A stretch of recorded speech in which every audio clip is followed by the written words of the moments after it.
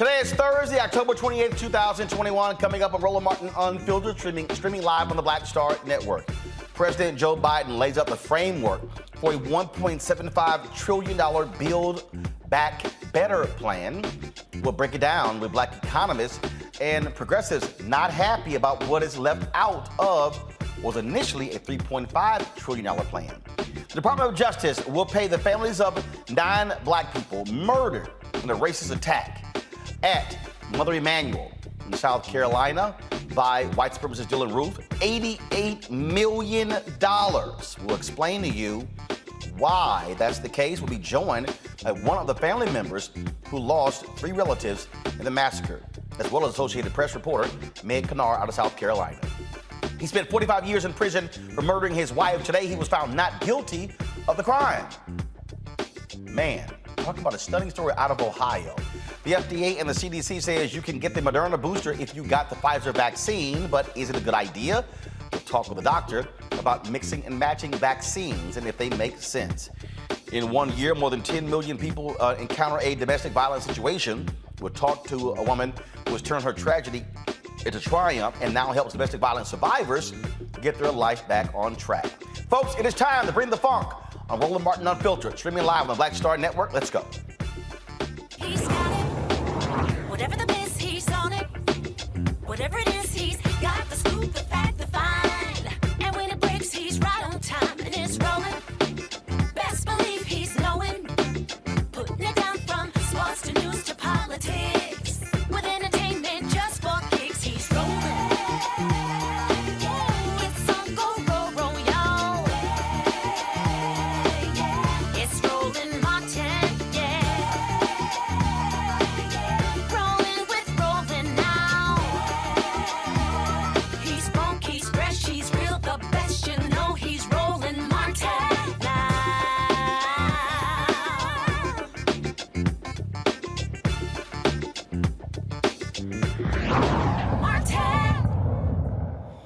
After lots of consternation, drama, negotiation back and forth, today President Biden revealed the new framework for his Build Back Better plan. Initially, he wanted to be in excess of $3.5 trillion. It's now pared back to $1.75 trillion. This is what he had to say today from the White House.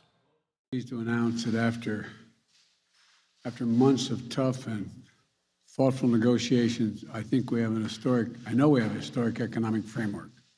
It's a framework that will create millions of jobs, grow the economy, invest in our nation and our people, turn the climate crisis into an opportunity and put us on a path not only to compete, but to win the economic competition for the 21st century against China and every other major country in the world.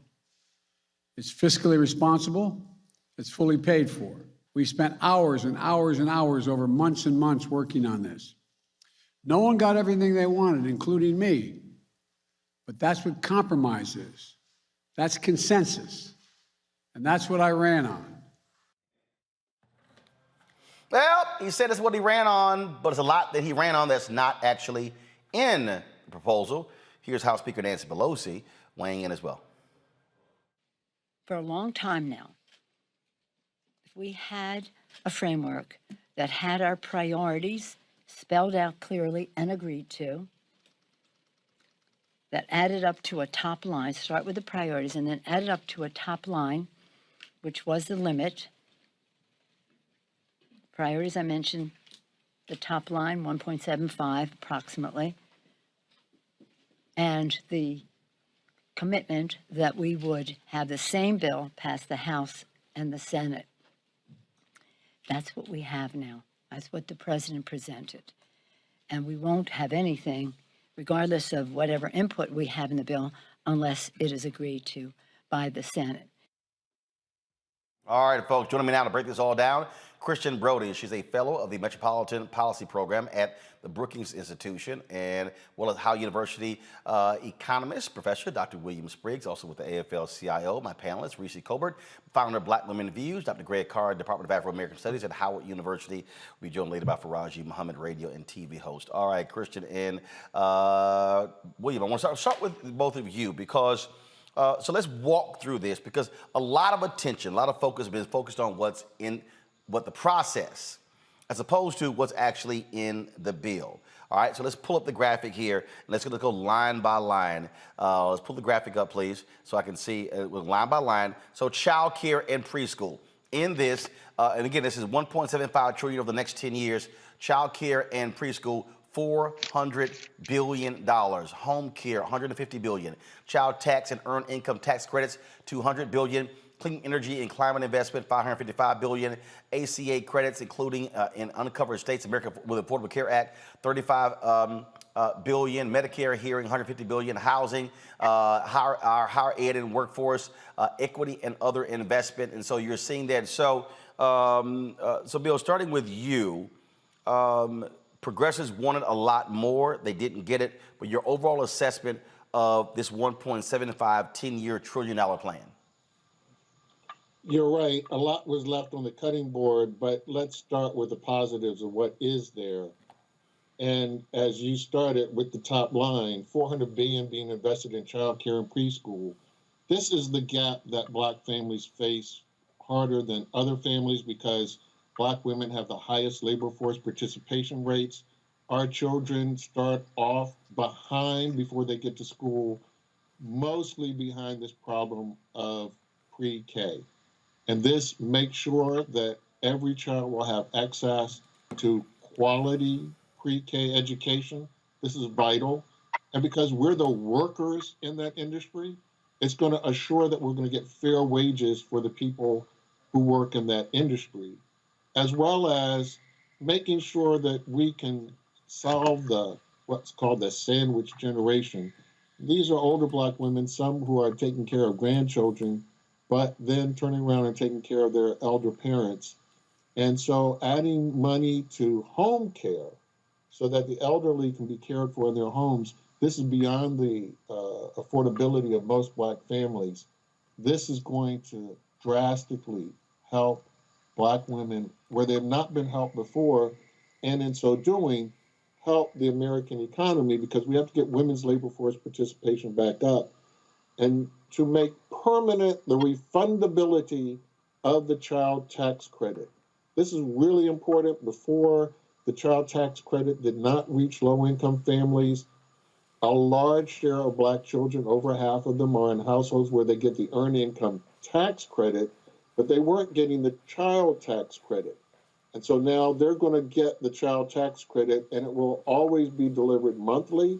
And this gives the assurance to women who want to go to work that they're going to have some help in paying for child care, or who knows what other bills come up. Anybody who's raised children know these things can just pop up. Those three elements, they're the biggest, sort of single chunk of a kind of a program. They're just essential to solving the problems that Black women face in the labor market. So even though we didn't get paid family leave, we got a lot of the things that we needed to help Black women in the labor market. And then let's add in higher ed and the equity investments, the expansion of the Pell Grant, making it bigger, and a huge investment over 10 billion in HBCUs. This is the biggest investment that's been done in historically black colleges and universities. It addresses the inequity in funding that many of these schools face. And of course, in Medicaid, getting a bigger tax credit so that the large number of black people who are still stuck in those states that did not expand Medicaid and have a hard time making payments on the exchanges, expanding that tax credit is going to go a long way to giving black families stuck in those states access to affordable health care.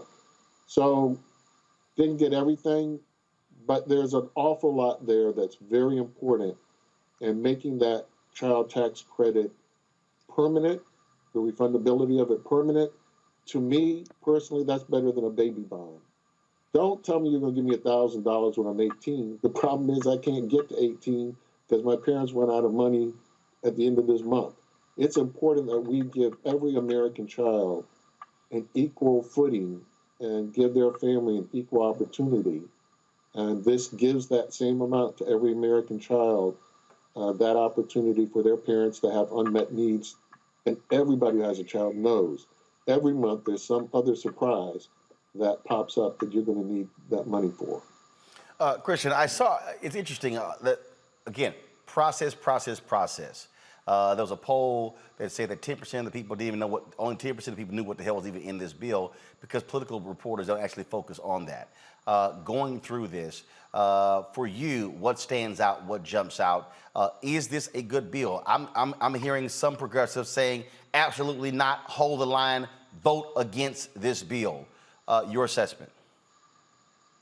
I think that for as long as we've been talking about this, getting the 1.75 is good. Of course, it would have been great to have had the 3.5, but for parents and for children, they need something right now. They need something last month. So I think that getting the child tax credit is awesome. If in 2023 it's not extended, then it'll revert back to 2,000 from the current 3,000 to 3,600 that we have. And so just thinking about that, that's a difference of $1,000 a month, right? It's going to make a really big difference to the parents who need it the most. It's also going to affect people who work in the child care industry, right? It means that more parents will be able to afford to send their kids to child care.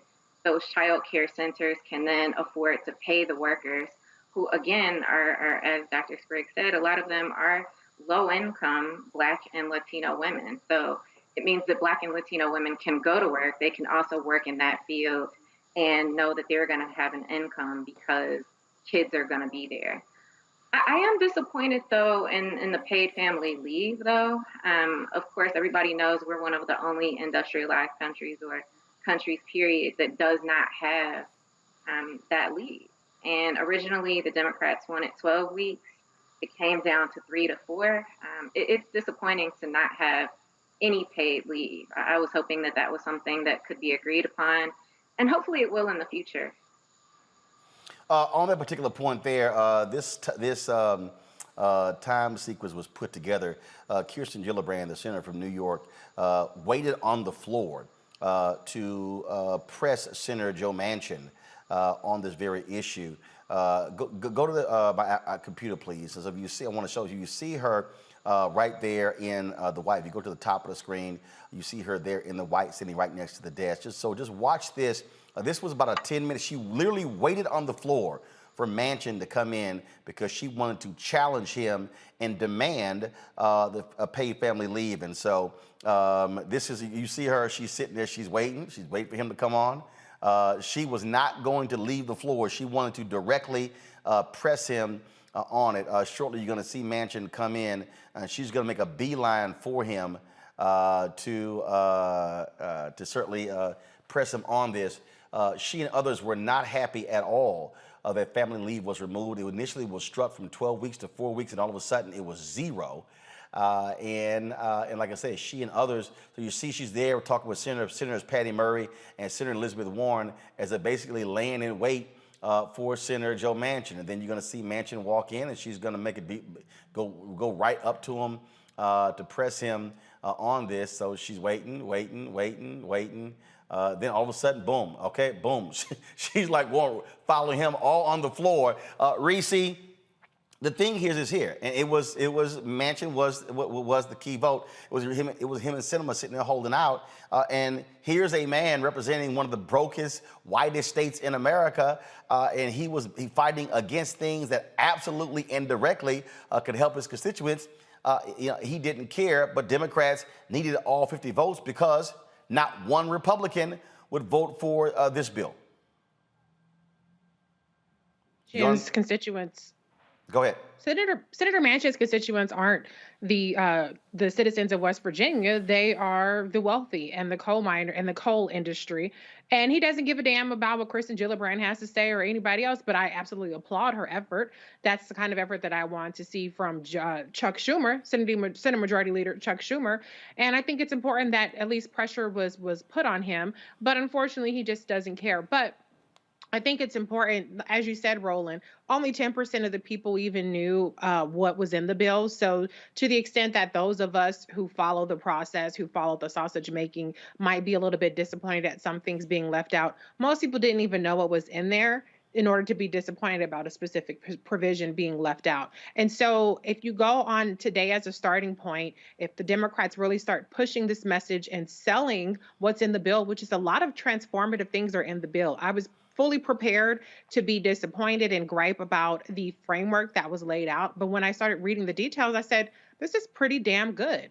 Nobody has a magic wand. President Joe Biden doesn't, Vice President Kamala Harris doesn't, and even the Senate and the House leadership doesn't. And so they don't have magic wands. You weren't going to be able to solve all of the country's ills in one massive reconciliation package. So I think the priorities that made it in there, particularly targeting children and families with children, are incredibly important. One of the things that's in there that I think is really important is making meals free for school-age children. That's something that's going to impact over 8.7 million children. That's a huge deal. Food insecurity is a huge deal. And we saw a lot of kids who were who experienced more food insecurity as a result of the pandemic because they weren't in the school. And so these are very important things that made it in there. Congresswoman Lauren Underwood and Alma Adams got their Momnibus bill in there. This was something that Vice President Kamala Harris championed as a senator, and she championed from the inside of the White House. That's incredibly important. Black women have 3 times the Black maternal mortality rate than white mothers do. So we're going to start making a dent in a lot of these problems. It's not going to solve everything, but I think the priorities that made it in there are going to be transformative. It's on the Democrats to sell this as a win instead of a compromise or a loss. And on that particular point there, again, Greg, when I follow the folks with the Young Turks and other folks, and I'm seeing, again, a lot of progressives who are saying, we got screwed, we got rolled, all these things are out, and they're saying, do not vote for this. Others who are saying, what the hell are you talking about? This is bigger than what FDR proposed, that there are wins here. And so your assessment, yes, it's $350 billion a year. Defense is $750 billion a year. But your assessment on whether or not this is something that House Democrats and should get behind, endorse, and vote for. Well, I think you have to vote for it because the alternative is zero. My heart and my mind are with the progressives because, of course, what the progressive agenda is a human agenda. And to correct the president of the United States, he did not run on compromise with Joe Manchin and Kristen Sinema. He ran on compromise with the White Nationalist Party that is standing lockstep and firm, saying, let the country burn unless we're in power. And, of course, we know Joe Biden's got to get on a plane and go overseas to talk at this climate summit. And we know that in this bill, a third of the money, around a third of the money is about electric vehicles and trying to enhance the grid, not enhance the grid, but trying to convert from gas and coal to clean energy. And we know that in the world, we just saw a report yesterday that stakeholders are calling on Shell to break itself up into a legacy company, which is oil and gas, and a clean energy company. And ExxonMobil, the same thing. We know that the world is moving on. And so when Joe Biden today said that this vote will be a test of perhaps House and Senate majorities in 2022 and the presidency in 2024, he's absolutely correct. And I would just add that given the voter suppression efforts going on, Democrats are probably likely to lose the House. and the Senate in 2022, and perhaps even the presidency in 2024, the White Nationalist Party has made it clear that they would rather the damn country burn than anybody get any relief, including all of those non-Black people for whom Medicaid expansion would speak to them. So let's just talk for a moment about these two soft white nationalists in the Democratic Party, including the one that that Senator Gillibrand laid in wait for today, Joe Manchin. Joe Manchin has a problem with the oil and gas lobby, as we just heard Reese say, and so he can't really support fully the details of moving to clean energy because he's hostage to these special interests, and he don't give a damn.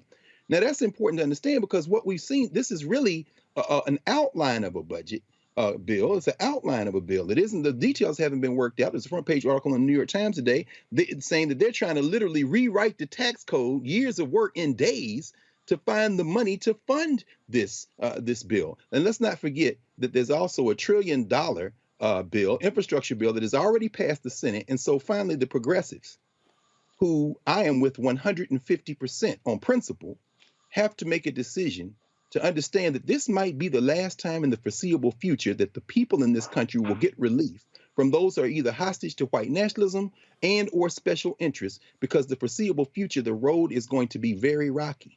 So Kristen Sinema, we know you're not going to go for full Medicare expansion to deal with prescription drug prices, but you better get on board, and somebody better lay in wait for these two senators, because if we don't get this, we might not get much of anything for the foreseeable future. And I'm talking about the next 10 years. See, Christian and Bill, that's the thing right there. And the reality is when we talk about Washington, D.C., when we talk about getting things done, and when people talk about, no, we want everything that we want, the problem that you have is you don't have the votes. So the question is, do you go for this? Do you wait? I'll remind people, that's exactly what happened with the criminal justice reform bill. Democrats had the votes, but then they said, you know what? If we wait, we can get a better bill when Hillary wins. She didn't win. She didn't win. And so then they had to deal with Trump. And so that was the First Step Act, but it was not the bill that Democrats had sitting on the table before Obama left the White House. And so that was a dilemma. And to Greg's point, it's the midterm elections next year. You don't do this, you may not have anything coming up next year, and then what are you, really what's left? And so that's why Biden is talking about as a compromise. And so I'd love to get both of your perspective on that. Yeah, so I think the first thing, Roland, I'm just looking at the universal pre-K, right? That's 6 million 3 to 4 year olds that are going to get to go to school. 6 million, right? So, I mean, even if it's that alone, like, we want to give up on 6 million kids. And then as Dr. Spriggs said, I mean, he's at Howard. I worked at Howard. I've worked at a number of HBCUs.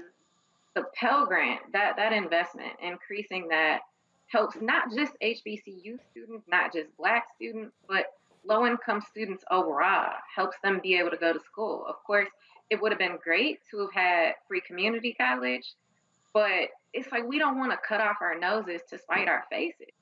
As you said, we may not get anything ever again, or at least not in our lifetimes, right? So it's like, help the kids, help the college students, help us to save this planet, right? When you look at clean energy, that's not a Democratic or a Republican industry thing. So, like, let's help everybody and not wait another $1 trillion, another $2 trillion. We're not going to get it, and we may not get anything. Or Bill, do you get the 1.75 trillion right now, then try to come back and get another trillion later? Well, part of the problem is the American people have never had a government on their side, and who knows, we can't remember. So I think it's worth it to ensure that you're taking home to the American people something tangible they can see, that the government can act on their behalf. And, we talked about this earlier. Many people don't know what's in this. Many people didn't know what was in the American Rescue Plan. And so despite people having extra money in their unemployment check, despite getting the second stimulus check, despite being able to have forbearance on their mortgage payment, despite not having to pay their student loans for the last year. Many people didn't know that was Joe Biden. That was Joe Biden who got them that. So I think you got to deliver something so you can remind people what you gave them. You know, Republicans are even running on what Joe Biden gave the American people. You know, they went back home and found out people actually like all of those benefits. And even though they voted against it, they want to pretend they voted for it. This is another one of those instances where when they go back home and their constituents are happy with being able to have access to child care, they're going to claim victory. So take the victory. I absolutely positive want it more. And I know there are people inside the White House who are practically in tears they didn't get family leave, because we all were quite convinced we were going to get paid family leave. And that is so essential to the health of Black mothers. Black mothers work more than anybody else all the way up to delivery.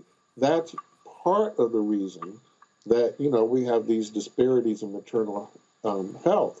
But laying down a foundation that we're going to get a 15% corporate minimum tax globally. So we don't have these corporations running around pretending that they're Irish, paying no tax to the United States and collecting billions in the United States, like we know Google and Amazon and many of them do. We will get 15% effective. That's not, you know, in current law, the U.S. has this tax rate, but we know these corporations don't pay it. This is a 15% minimum effective tax rate on large corporations. That the White House has negotiated through the Organization for Economic Cooperation and Development, the OECD, got them to agree to it. Now this is in the legislation. No more hiding. And that's so important to restore fairness to the tax system, because labor share of income has been falling in the nation, profit share has been going up, and we tax labor, but we don't tax those profits. Putting a tax on stock buybacks. All these corporations that got the big tax cuts under Trump turned around and spent them all on stock buybacks. They didn't invest in the American economy. You heard Mitch Romney talking about, well, you know, stocks, that's how companies build and invest. Those companies weren't building and investing. They were buying back the stocks and inflating the price of the stock. This puts a tax on the stock buybacks. This goes after those at the very top who have benefited the very most from all of these kind of policies, and made a total lie, out of this notion that we can't afford to make investments in American children. What we couldn't afford, as we now know, was taxing corporations fairly, taxing the rich fairly. This political decision that now we're going to have a fairer tax system, that we're no longer going to have to hide behind, well, you can't afford American children to get pre-K, when every other nation that's an advanced national economy like ours, advanced industrial power like ours, they have pre-K. That's why their labor force participation for women exceeds that of the United States, when it used to lag behind for the United States. We can afford this as the richest nation if we get the political will to make people pay fair taxes. And that's an important message out of this as well. Let's have the people who have benefited from all the policies pay their fair share. That's an important message. So I don't know. I would really, really, really want the things that were taken out.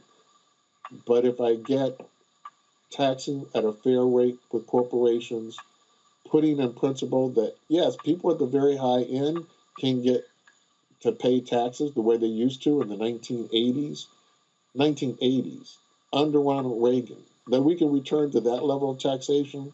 And then, as Dr. Brody was talking about, you know, making sure that we take care of American children. These are important principles to lay down a gauntlet so that these are harder to erase. Faraz, I want to bring you in here. I'm seeing this story here that apparently Progressives have been pushing back on this bill. There's not going to be a vote on this infrastructure bill tonight. Your assessment of this $1.75 trillion compromise? I mean, I'm staying with like Dr. Carr and everyone else. I mean, you know, at this point, considering the contentious nature of what's happening in Congress right now, it seems like we got to get something going. I'm saddened too that we don't get the universal child care. I'm saddened too that we don't get the free community colleges. I mean, these are certainly pathways to get generations of Black and brown communities out of economic, educational, and poverty. But what I am concerned about is still getting some things done. I mean, we still got to talk about climate control. I mean, the climate change issue. I mean, politics is about compromise, especially at a fundamental level. You got to give and take. Now, does it all make sense? No. Will we all be happy? Absolutely not. But at the end of the day, we got to get something because, like Dr. Carr said, I'm looking, and even the president mentioned this, I'm looking at 2022 because the game will change just next year.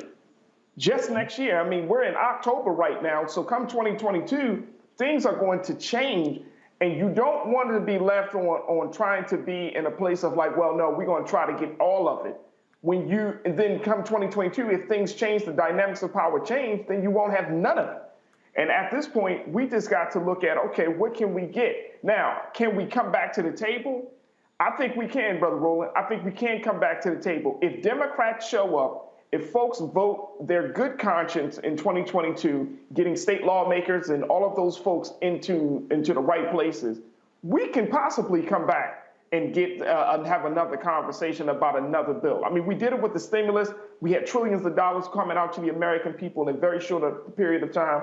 We can do that. We can do that. But I think that this is safe politics right now. And in any safe politics, this is like the art of war. You got to know the rhythm. You got to know when to speed the tempo up, when to slow it down. And at this moment, we just kind of take a safe step because things can change dramatically. We need a win somewhere on the table. And if this has got to be the win, then let's take it. All right, then. Kristen, Bill, we certainly appreciate y'all breaking this down for us. Again, too many other shows are spending their time talking about the back and forth and process, things along those lines, not really walking through what's in the bill. We're going to take some time over the next few days as well to also go over other elements of the bill so our viewers and listeners know exactly what's in this $1.75 trillion plan so they have a better understanding. So we appreciate it. Thanks a lot. Thank you.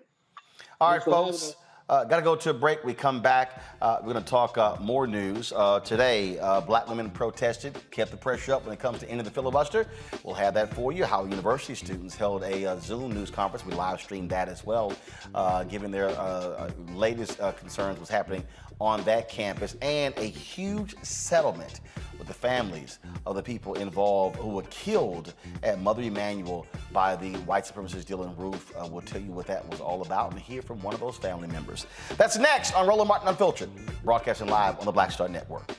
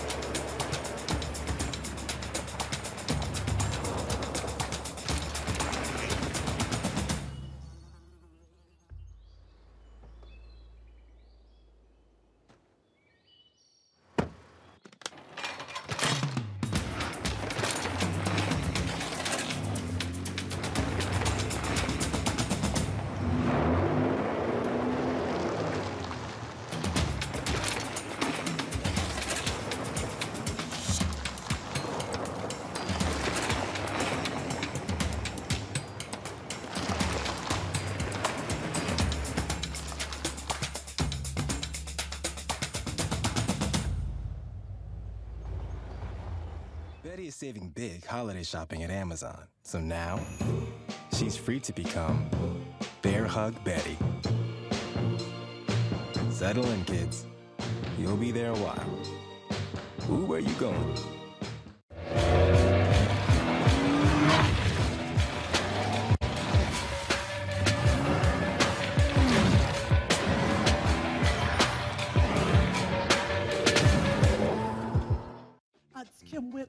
what's up? This your boy Ice Cube. Hey, yo, Peace World. What's going on? It's the Love King of R&B, Raheem Devon, and you're watching Roland Martin, Unfiltered.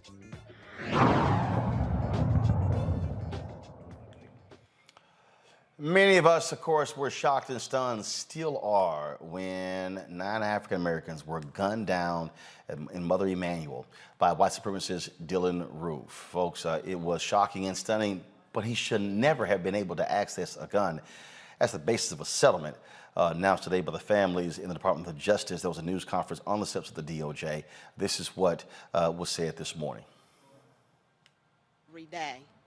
And my girls know, the anxiety's there, the crying is still there. So you take one day at a time, and I know that I have to be strong for my girls. I have to be the representative for my girls. So yes, there is a settlement. And, I don't think about that. I think about if I had the opportunity to bring Clemente back, I'd switch. You can all take the settlement. Bring my husband back to me. Bring their father back to them.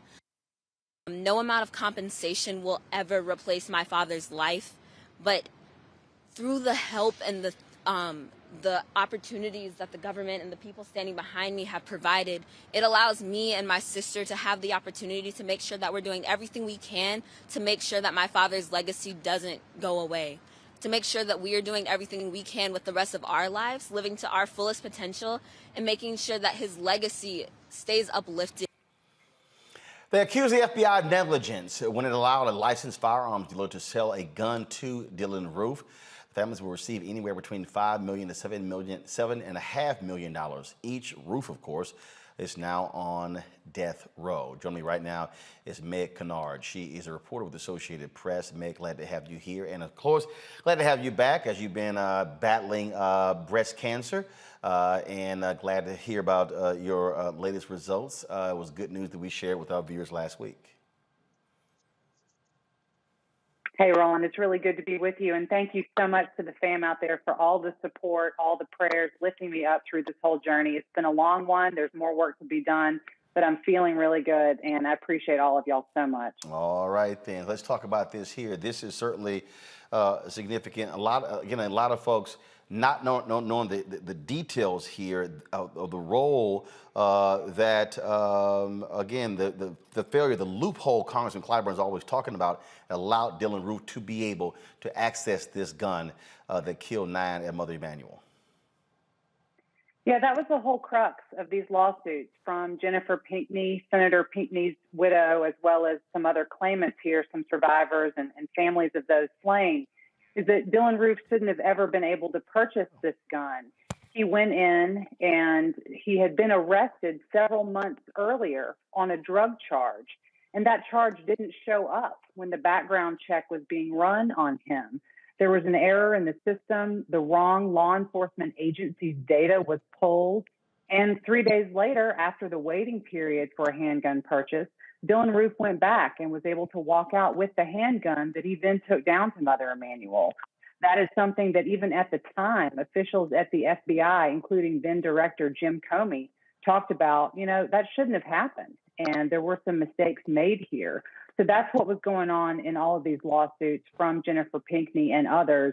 And in a statement today, the Attorney General, Merrick Garland, noted that he's pleased with DOJ being able to work with these families to try to bring them what amount of closure they can get at this point, and has consistently said that there is work to be done on that particular issue still.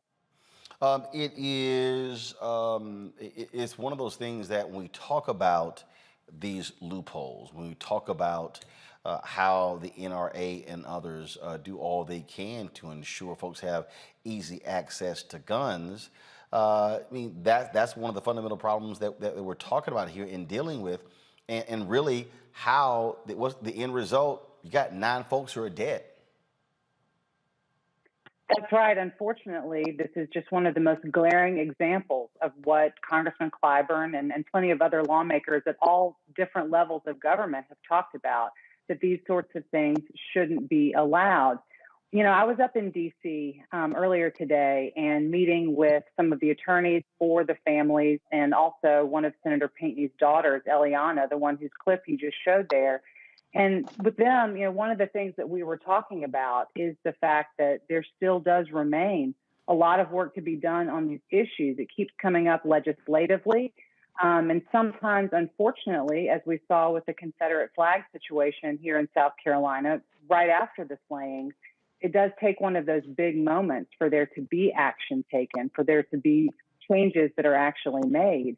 Here we are, more than 6 years after those 9 deaths at Mother Emanuel. So there has been a considerable chunk of time, really. There's no heat of the moment still going on for that.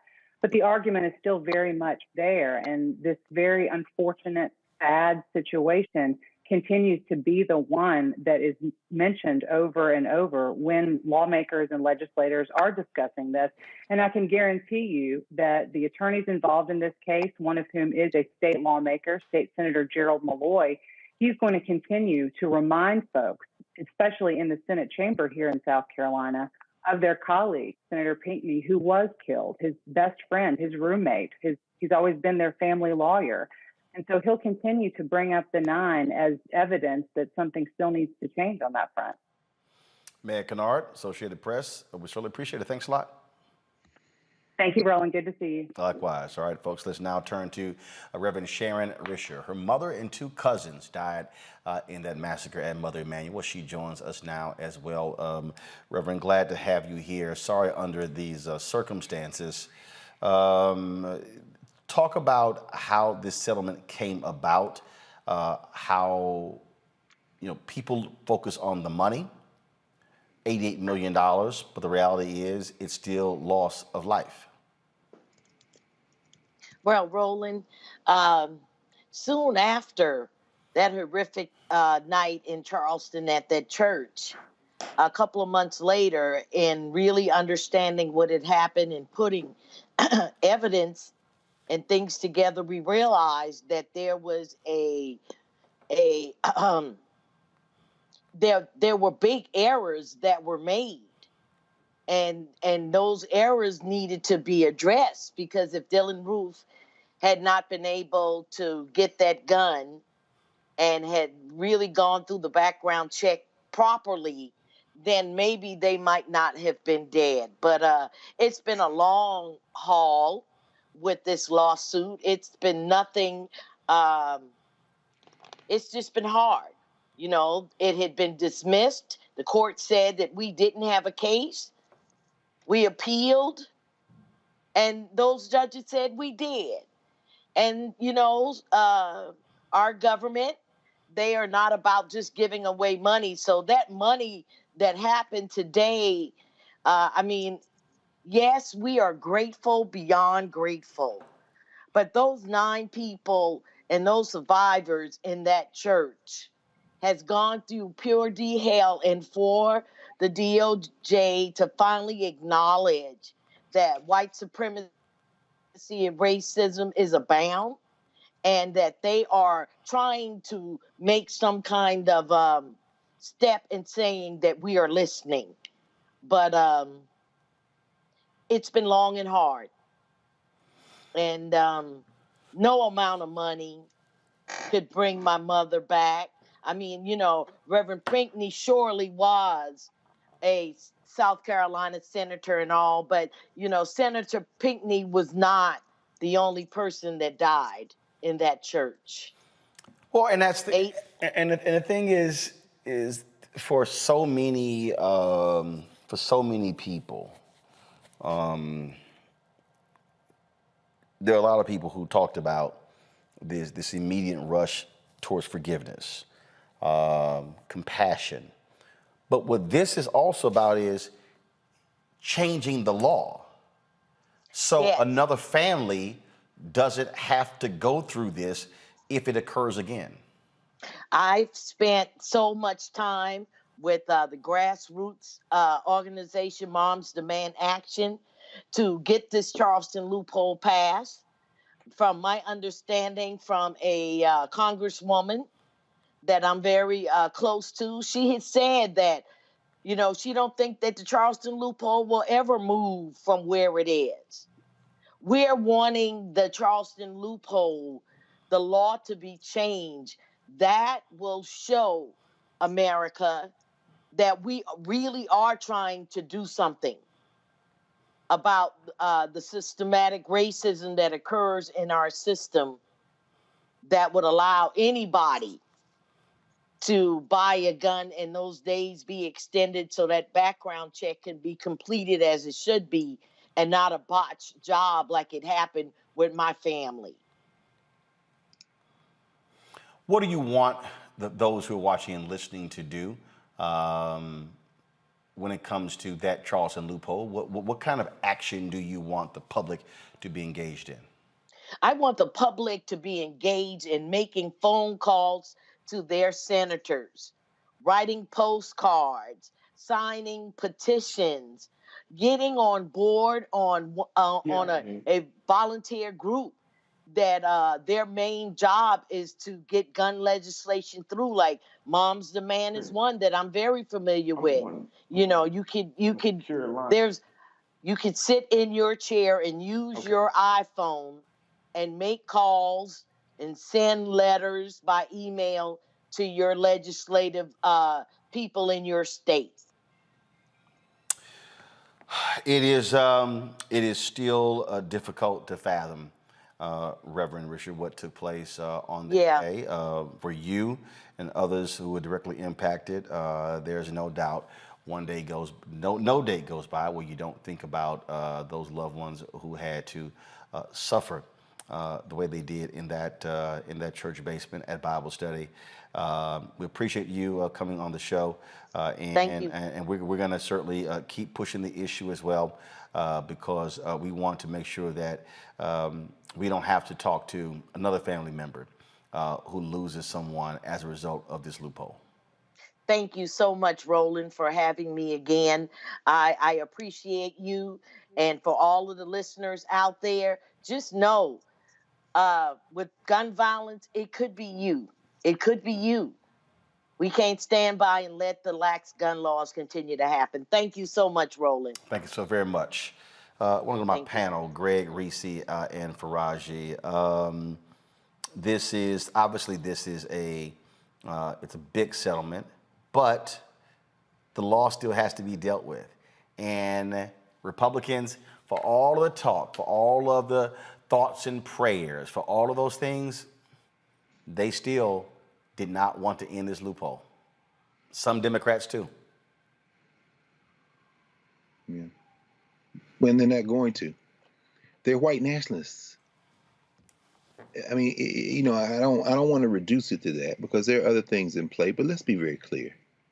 It's about white nationalism. We're in the middle of a World Series where tomorrow night the world will see thousands of white people with styrofoam tomahawks engaging in an openly racist act, chanting as if they are Native Americans just outside of Atlanta in Cobb County. In neighboring South Carolina, these white boys don't care. And here we have a little bit more complicated situation because there was a law in the books and they dropped the ball and called a clerical error. So, I mean, it was very moving to hear, Jennifer Benjamin Pinckney, the wife of Clementa Pinckney and the mother, of course, of Ilana and Milana, say, I'd give all this money back if my husband was there. And see, what you have in this country is black people have engaged in what Derek Bell called the involuntary sacrifice since we were brought into this criminal enterprise. And our deaths are then the things that people dip their pens into the blood and try to rewrite the nature of this country. Now, I'm not saying that's something that shouldn't be tried. I mean, Reverend Richard is absolutely right. We can't give up, but we have to be very clear-eyed about where we are. These people are full set against our common humanity, and they cannot be negotiated with. They cannot be reasoned with. Frankly, I mean, and y'all remember this, when the Charleston Nine were killed, were massacred, that all-night session in the South Carolina legislature, and I stayed up all night watching, and I know, Roland, you know, you talked about this at the time. To watch those legislators in there trying to excuse away and reason away and prevaricate away, taking that flag down, But in that moment, it was righteous indignation. And some of them could be shamed because those black folk, particularly the sister who I think she's the leader of South Carolina Democratic Party, at least the elected officials, she rained natural fire down on those folks. And you know what it ended up with? Take it off the pole and put it in a museum, but we will never retire it because it lives in our hearts. That's why the figure was $88 million today. Those 8 symbolize the 8th letter in the alphabet, H. And 8 together means Heil Hitler in white supremacist symbology. So it was very significant that they settled on that number. But at the end of the day, they give it all back to have their mama back, to have Clementa Pinckney back. And I would say one other thing. I went down to the museum. There's a new exhibit at the National Museum of African American History and Culture called Make Good the Promises on Reconstruction. And there's a Bible in the last part of that exhibit. That Bible belonged to Mother Shepherd, Polly Shepherd, who was a survivor, who was getting $5 million with the other survivors. And just standing there looking at that Bible, I thought to myself, as somebody who was raised Christian, not only do I not forgive, not only do I not forget, I have the same righteous indignation that Henry McNeil Turner, a bishop of the AME Church, had when he said in the 19th century, there is no future in this country. Reese.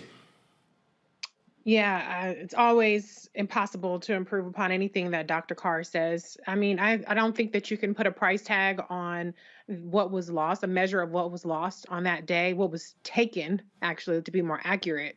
And I think it's obvious to everybody that these survivors, the families of the survivors those who were taken, would much rather have their family.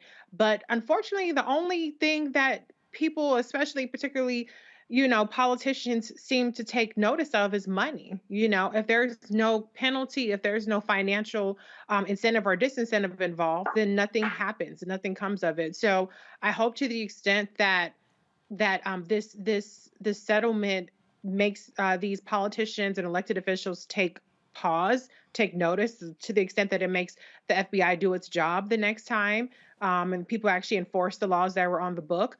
I hope that it does have that impact, but we know that this is not justice. This is not bringing anybody's loved ones back. But it is important that the families did fight for that recognition that there was an error that was a deadly error and a tragic error and an irreversible error. And that is something that certainly is worthy of, the settlement and being acknowledged. Faraji. Just real quick. I mean, I think it's absolutely crazy that, this conversation is more about gun control than hatred. I mean, yes, they got the settlement because of an error, like you said, Reese, in gun control. But the real error was the thinking and the mentality of Dylan Roof. I mean, that's the error. He walked into a black church. He prayed with parishioners for 45 minutes, and then he killed them. I mean, gun control has nothing to do with that. That is all-American white hatred.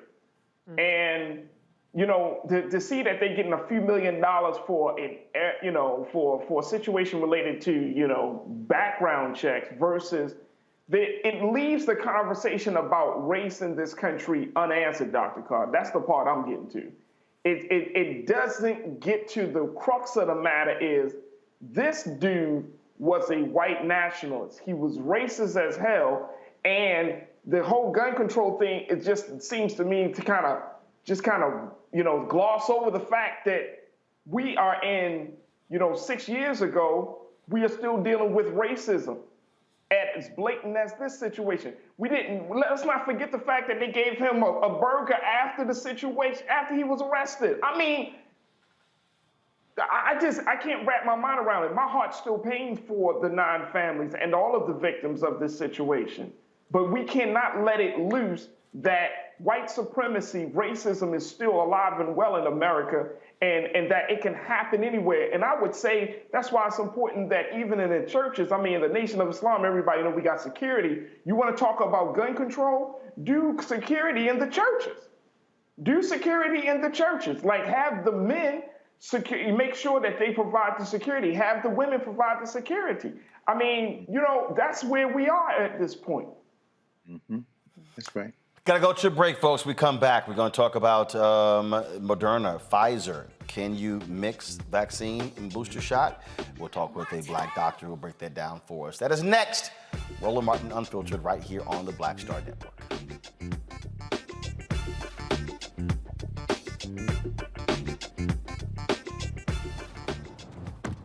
Oh, that spin class was brutal. Well, you can try using the Buick's massaging seat. Oh, yeah, that's nice. Can I use Apple CarPlay to put some music on? Sure.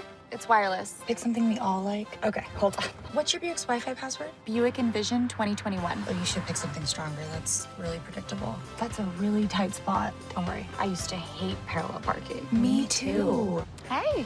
Really outdid yourself. Yes, we did. The all-new Buick Envision, an SUV built around you. All of you. Once upon a time, there lived a princess with really long hair who was waiting for a prince to come save her. But really, who has time for that? Let's go. Feeling myself. I'm feeling She ordered herself a ladder with Prime one-day delivery, and she was out of there. I want some hood girls looking back at it and a good girl in my tax bracket. Now, her hairdressing empire is killing it.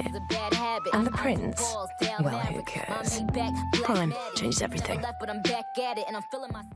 Hey, I'm Arnez J. Black TV does matter, dang it. Hey, what's up, y'all? It's your boy Jacob Lattimore, and you're now watching Roland Martin right now. Stay woke.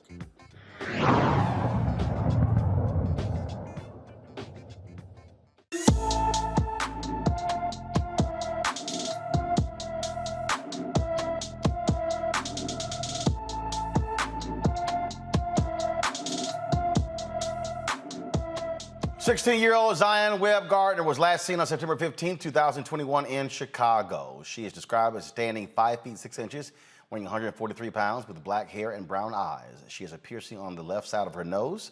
Anyone with information is asked to call Chicago's Special Victims Unit at 312-747-8274, 312-747-8274.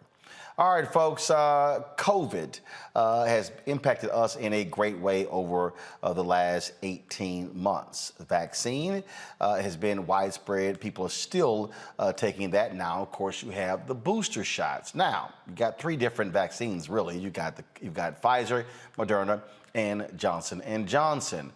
The question, though, is should you have more than one? What about if you have a Moderna vaccine, but then what about J&J booster or the Pfizer booster? Does it make sense? Well, CDC has officially endorsed and recommended booster shots for all three brands of the COVID vaccine. It also allows recipients to mix and match the original vaccine brand with a booster of their choice. Joining us right now, Dr. Lisa Fitzpatrick, founder and CEO of Grapevine Health. Doc, so is it a good idea? Should you be matching? Should you say, I got the Moderna shot, I should get the Moderna booster? Does it make sense? Hi, Roland. It's great to be here. Yeah, it's fine to mix and match because the truth is, before we even had the data to be sure it's okay to mix and match, people were doing it already. So, for instance, people who got a Pfizer shot, they may have found a way to go and get their Moderna shot. I even know someone who got all three shots, and I said, why did you do that? He said, just to be sure. Damn, so, he got all three shots? He got all three shots because he said, I want to be sure. So, and I checked in with him, and he's completely fine. But, because the Moderna and the Pfizer vaccines use the same mechanism, it's completely okay. But we also know that even if you got J&J, the recommendation is to get a booster with the Pfizer or Moderna, and it's completely fine. What is the efficacy of the booster shot? We know the longer you've had the vaccine, it diminishes. But what about the booster? First of all, what does the actual booster do for you? Yeah, so the booster is like a top up. So you've probably heard that after you get the first one and then the first and then the second shot, over time, the protection you have starts to drop off. And so getting a booster, the data show that the protection, it basically skyrockets. But the best protection we understand is people who've had COVID and then they get a shot on top of that, then they have the best protection of all.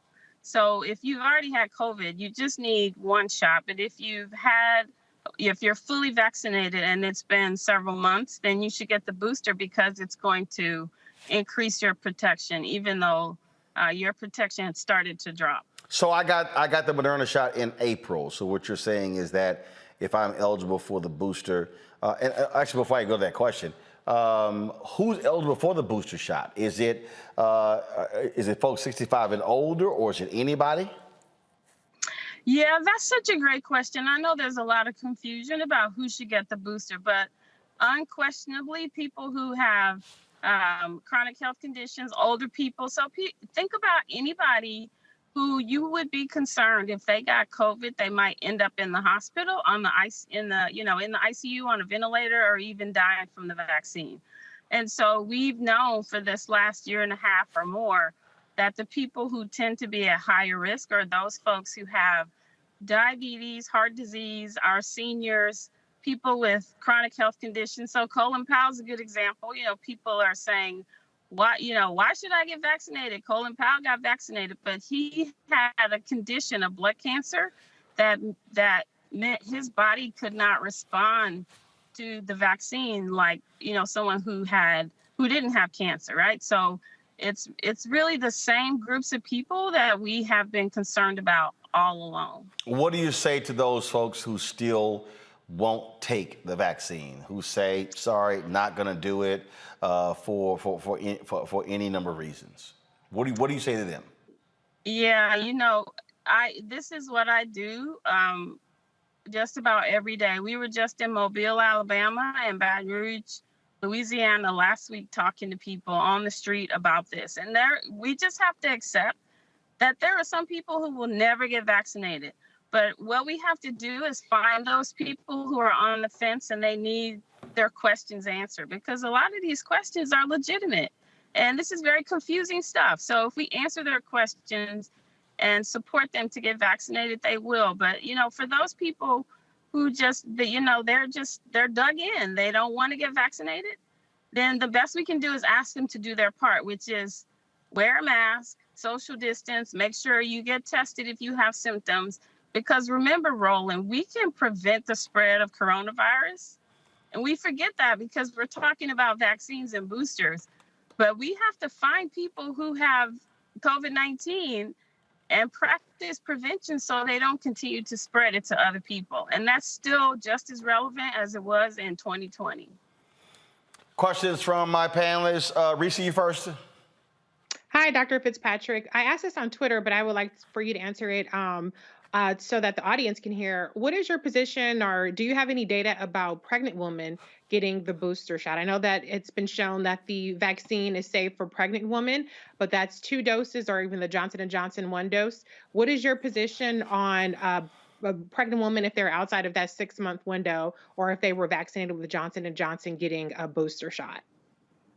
Yeah, so I think, first of all, I want pregnant women to know they can get vaccinated, because we are still behind the 8 ball with pregnant women. In a lot of places, they have the lowest rates of COVID-19 vaccines, and we've seen pregnant women die from COVID-19. So that's the first thing. We want them to get vaccinated to begin with. But if there's someone who are in these categories of people we're concerned about, then they should get a booster, but they need to have that conversation with their doctor. But if it's a pregnant woman or a pregnant person who's already delivered and they're fine, they don't have underlying health conditions, and they're healthy, then they may not be the person who's in line for a booster. It's pregnancy that puts you in the category that makes us concerned that your immune system needs a bit of help, or we call that being immunocompromised. So pregnancy is an immunocompromising condition. Great. Thank you, Roland, and thank you, Dr. Fitzpatrick. As a teacher with high blood pressure who teaches on a college campus, we're teaching virtually this semester, but we just had Howard's homecoming, even as the young people are involved in Blackburn Takeover. But I saw, packed gym of everybody swag surfing and people going to events. I guess my question is, and I'm planning on getting the booster, how much at risk are folk with like high blood pressure or diabetes in contact with young people who have been vaccinated but can still transmit the disease? Is that an issue we should be worried about, teachers around the country, including college faculty? So there are a couple issues here. First, getting vaccinated protects the person who got vaccinated from being severely ill if they get COVID, and definitely from being hospitalized or dying from COVID-19.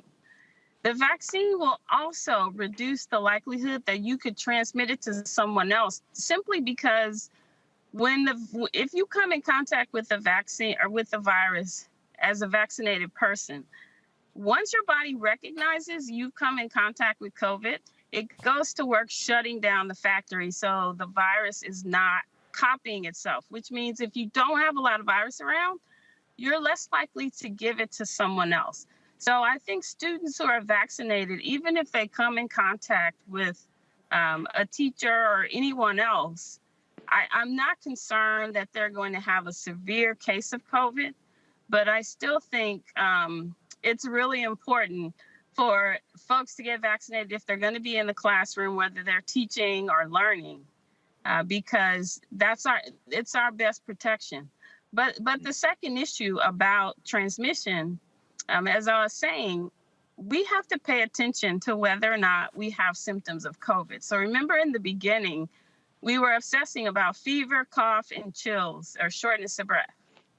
But some people just feel tired. Some people just feel achy. So it's up to us to mind our symptoms, pay attention, check in with our bodies and say, I don't feel so good today. Maybe I should just, hang back and make sure this isn't COVID, get tested before going back into the classroom. And I think that's the only reason we're still seeing transmission. It's because people who get COVID-19, they're still mingling with other people and spreading it to people who, even if they've been vaccinated, they can still pass it to someone else. But I'm more concerned about the people who are unvaccinated, because that virus is unchecked in their body and they can spread it to so many people, especially this Delta variant.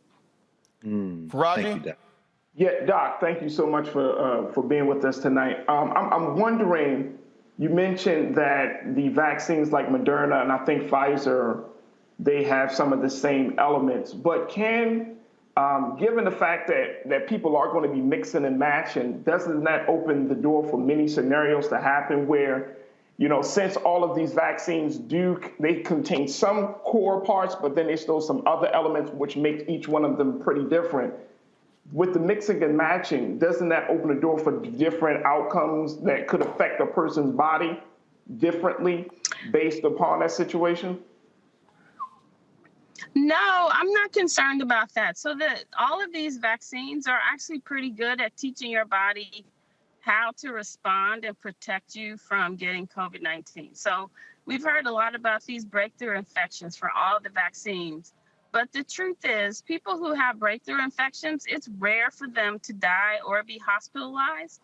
So what we want from all these vaccines is just that, core protection, which is what they do. They have a job to do. Once that vaccine's in your body, it teaches your body how to recognize COVID-19 or the coronavirus, and then it gets to work. And so that's all we really need from any of these vaccines. So whether we're mixing or matching or sticking with, the same vaccines, it's the outcome or the result we want, which is what we know from the science. These vaccines do a really good job at keeping coronavirus at bay if you come in contact with it. All right, then. Well, Doc, we certainly appreciate it. Thank you so very much for providing your expertise on that. Thanks a lot. And sorry to catch you in my car today, Roland, but it's all good. It's my fault. Yeah, it all works the same. That's what's called being mobile. We get it. Yeah. All right. Thanks a lot. I appreciate it. Thanks a lot. All right, folks, going to a break. We'll be back. More Roland Martin Unfiltered. We'll talk about a black man in Ohio, 45 years in prison for killing his wife. Jury said he didn't do it. Y'all, he's 83 now. That's next at Roland Martin Unfiltered on the Black Star Network.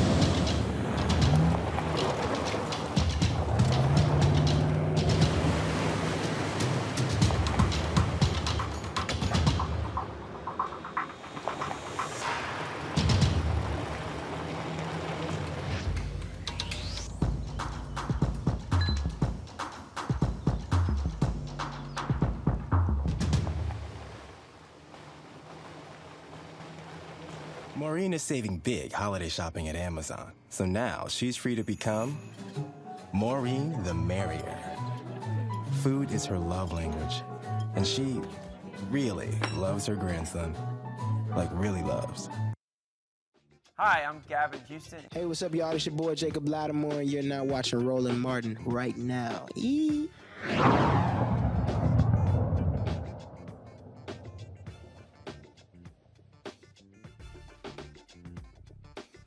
Folks, a stunning story out of Ohio. After serving 45 years in prison for a crime he did not commit, an 83-year-old black man is acquitted in his second murder trial. A Cleveland jury spent 90 minutes deliberating before delivering a not guilty verdict to Isaiah Andrews. Last year, a judge reversed his conviction in the 1974 slaying of his wife, Regina, and released Andrews from prison. The judge ruled prosecutors at his 1975 trial failed to disclose information about another suspect who died in 2011. But the prosecutor's office declined to drop the charges and opted to retry Andrews. 90 minutes, the jury said, wasn't him. Greg, how in the hell do you get back those years? The man's 83 years old now. 45 years he spent in prison. I don't know, Roland. I mean, well, actually, I do know. You don't. It's very simple. I don't know about you or Faraji or Reese, but every time I see one of these brothers and sisters, and it's usually the brothers, unfortunately, although there are women locked down as well, and I see them smiling and saying they're glad to be free, my first reaction is, how can you be smiling? And then I put myself, as I try to, in their shoes. Russell Maroon Schultz was released from prison this week. He's dying of cancer. And one of the ways, a life sentence is a death penalty. That's how they use the death penalty in this country often. Russell Schultz was a Black Panther who's been in jail for almost 50 years. And he was just released this week. And one of the things that goes through my mind when I see something like this is this country treats incarceration as the afterlife of slavery. They take people's freedom. And in this case, I want to raise the name of someone who I want everyone to know. That's Michael O'Malley. This is the white boy who was the Cuyahoga attorney who wanted first a plea bargain so he could still say, you know, we prosecuted somebody and convicted him, and then took this man back to trial. And so the jury let him go, but there's no justice here. As you were talking, I was thinking to myself, you know, I was 10 years old when this man went to jail. I was in the 3rd grade. And here I am now. I've been a college professor for 21 years and went to all the rest of school. And this man was in a jail cell. Russell Schultz spent 22 years in solitary confinement. This must be dismantled. It must be dismantled. These people are more interested in putting people in jail than they are in finding out the truth. And the man wouldn't take the deal because he said, I want justice for my wife. You know what? When everybody dies, and if you believe in heaven, he goes to heaven. I'm going to tell you who's not going to heaven. Martin O'Malley. You're not going. And I will say that. And I don't give a damn who is saying, oh, you can't judge another man. No, you going to hell if there's a hell. And I'm going to tell you who's going to be reunited in heaven. That brother right there, Isaiah Andrews and Regina, his wife.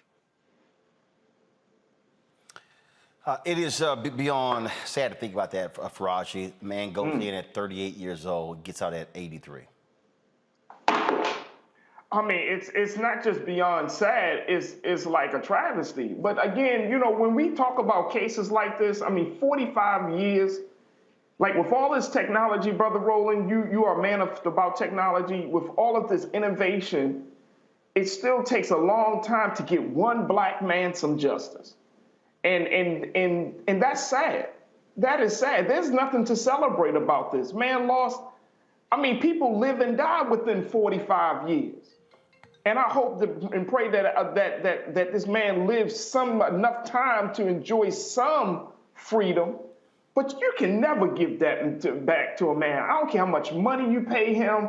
I don't care. I mean, he probably missed family members that have died that he couldn't go, you know, see. I mean, you at 83 years old, who's around in your immediate family? You know, and it's sad. And the only thing that the government can only do is say, we're sorry. And that's the sad part about it. It's just, we're sorry. Oops, we made a mistake.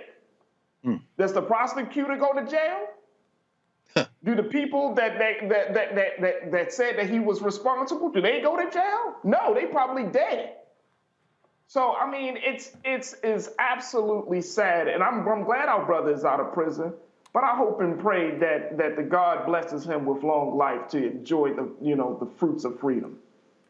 You know, Reese, thinking about what Faraji just said, I thought about the state of Maryland. They disbarred a retired prosecutor for withholding evidence, exculpatory evidence, in a murder trial that took place in 1981. And if you want to talk about sheer arrogance, if you want to talk about what this asshole actually said, when he was asked about it, I'm trying to pull the story up right now, his response was, whatever. Wow. Wow. Wow. Whatever. I mean, wow. This was, his name is Joseph Cassilly. He withheld exculpatory evidence that surfaced in a 1981 double murder case and lied about it over the years. He lied about it over the years. When the Baltimore Sun called him to ask him about him getting disbarred, he literally said, oh, whatever.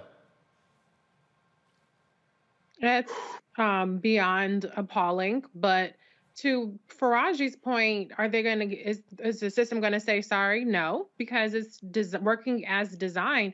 What is most remarkable about this situation is the fact that the prosecutorial mindset did not change over almost 5 decades.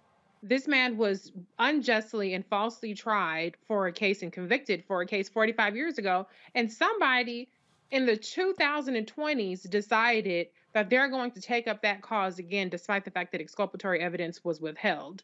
It's disgusting. The mindset hasn't changed. The system hasn't changed. And the only way we're going to get some kind of measure of change is for people to start seeing the humanity in the accused, particularly when it's a Black person, whether it's a man or a woman, who's being accused of the crime. The fact that this man served all this time for his wife's killing is even more injurious and disgusting and appalling. And I'm glad that the jury saw through it. But the fact that this prosecutor even took this case up again is scary, because if he won't even, or he or she won't even say that 45 years is enough time, when there's even a slither of a chance, because it's supposed to be beyond a reasonable doubt, that this man was actually innocent, then imagine what he's doing to people who are just everyday citizens right now, particularly Black and brown citizens in his city, that he has the authority to decide whether they go free or go home. Again, it's one of those stories that is hard to deal with, but it is the reality for black folks in this system. In Georgia, the Glenn County's clerk of court's office had to call several potential jurors who did not show up today to be questioned by attorneys in the murder trial of 3 white men who killed Ahmaud Arbery. 42 potential jurors have advanced to the 64-person jury pool. Attorneys hope to reach that number by tomorrow. Father and son Gregory and Travis McMichael and William Roddy Bryan chased and gunned down Arbery as he went for a jog in a South Georgia neighborhood, of course, in 2019. This is, but you know, again, hopefully we'll see some justice when it comes to this trial here. But jurors, you might want to show the hell up. In Fort Worth, the murder trial for a former police officer who killed Atiana Jefferson will begin on November 16th. Aaron Dean shot Jefferson after he entered her backyard unannounced as she peered out of the window. A neighbor called 911 for a welfare check after they noticed Jefferson's door was open. If convicted of murder, Dean could spend life in prison. Jefferson's uncle, Rebecca Jefferson, filed a wrongful death civil lawsuit against Aaron Dean and other city officials, including the former police chief and the mayor. The suit claims Jefferson's constitutional rights, including the right to be released from excessive and unreasonable use of force, were violated as a result of this shooting. All right, folks, going to a break. When we come back on Roland Martin Unfiltered, more news of the day, including black women protesting today in Washington, D.C., fighting for voting rights and to end the filibuster. That's next on Roland Martin Unfiltered on the Black Star Network. Don't forget, download the app, all available platforms: Android, Apple phone, Android TV, Apple TV, Roku, Amazon Fire, Xbox Smart TV. Also, if y'all want to support what we do here at Roland Martin Unfiltered, please join our Bring the Funk fan club, where every dollar you give goes to support this show and what we do. Cash App, $RM Unfiltered. PayPal is R Martin Unfiltered. Venmo is RM Unfiltered. Zelle is RolandSMartin.com. Roland at RolandMartinUnfiltered.com. I'll be right back. Oh, that spin class was brutal. Well, you can try using the Buick's massaging seat. Ooh, yeah, that's nice. Can I use Apple CarPlay to put some music on? Sure, it's wireless. It's something we all like. Okay, hold on. What's your Buick's Wi-Fi password? Buick Envision 2021. Oh, you should pick something stronger. That's really predictable. That's a really tight spot. Don't worry, I used to hate parallel parking. Me too. Hey. Really outdid yourself. Yes, we did. The all-new Buick Envision, an SUV built around you, all of you. Once upon a time, there lived a princess with really long hair who was waiting for a prince to come save her. But really, who has time for that? Let's go. Feeling myself. I'm feeling She ordered herself a ladder with Prime one-day delivery, and she was out of there. I want some hood girls looking back at it and a good girl in my tax bracket. Now, her hairdressing empire is killing it. And the prince, well, who cares? Prime changes everything. I'm Angie Stone. Hi, I'm Teresa Griffin. Oh, Roland. Hey, Roland, I am so disappointed that you are not here, first of all. Where's our dance? It's like we get a dance in every time I see you. And so now you're not here for me to dance with, sir. You and your ascot. I need it. I need that in my life right now. Okay, I love you, Roland. What's up? I'm Lance Gross, and you're watching Roland Martin Unfiltered. Today, several voting rights groups gathered in the nation's capital to ask lawmakers to pass the Freedom to Vote Act and the Landmark-John Lewis Act. Organizers asked President Joe Biden to push voting reform laws just as he did for the Build Back Better infrastructure plan. Of course, earlier this month, Senate Republicans used the filibuster to keep the Freedom to Vote Act from moving forward. Now, of course, we were live streaming this event today, and so here's some of what took place as they marched from the offices of the National Council of Negro Women to the Supreme Court.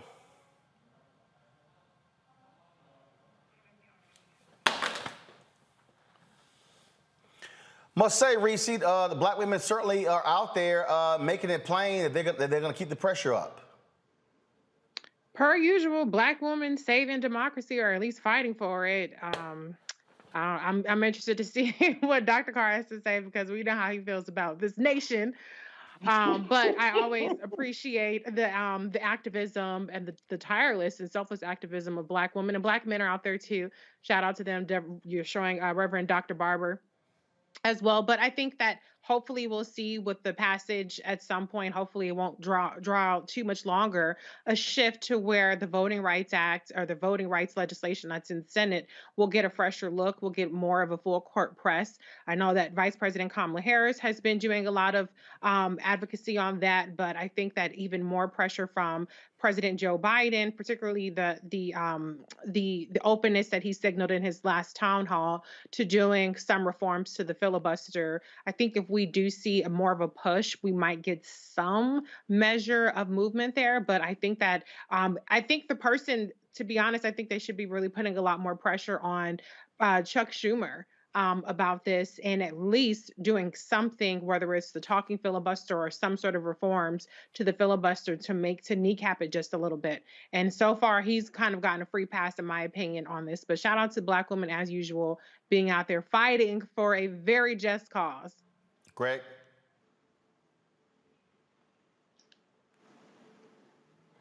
Greg, you're on mute. Sorry about that. Yeah, I agree. I agree with you, Reese. I mean, look, we're here, so we have to fight. We have no alternative but to fight. But I agree with W.E.B. Du Bois when he wrote that we have to clearly distinguish between fact and desire. And the fact of the matter is, that we are living in a situation where the only thing that they're going to respond to is power, not even pressure. So to watch, as you showed earlier, Kristen Gillibrand sit there and wait for Joe Manchin, that isn't because she had a change in conscience. That's because the pressure is being applied.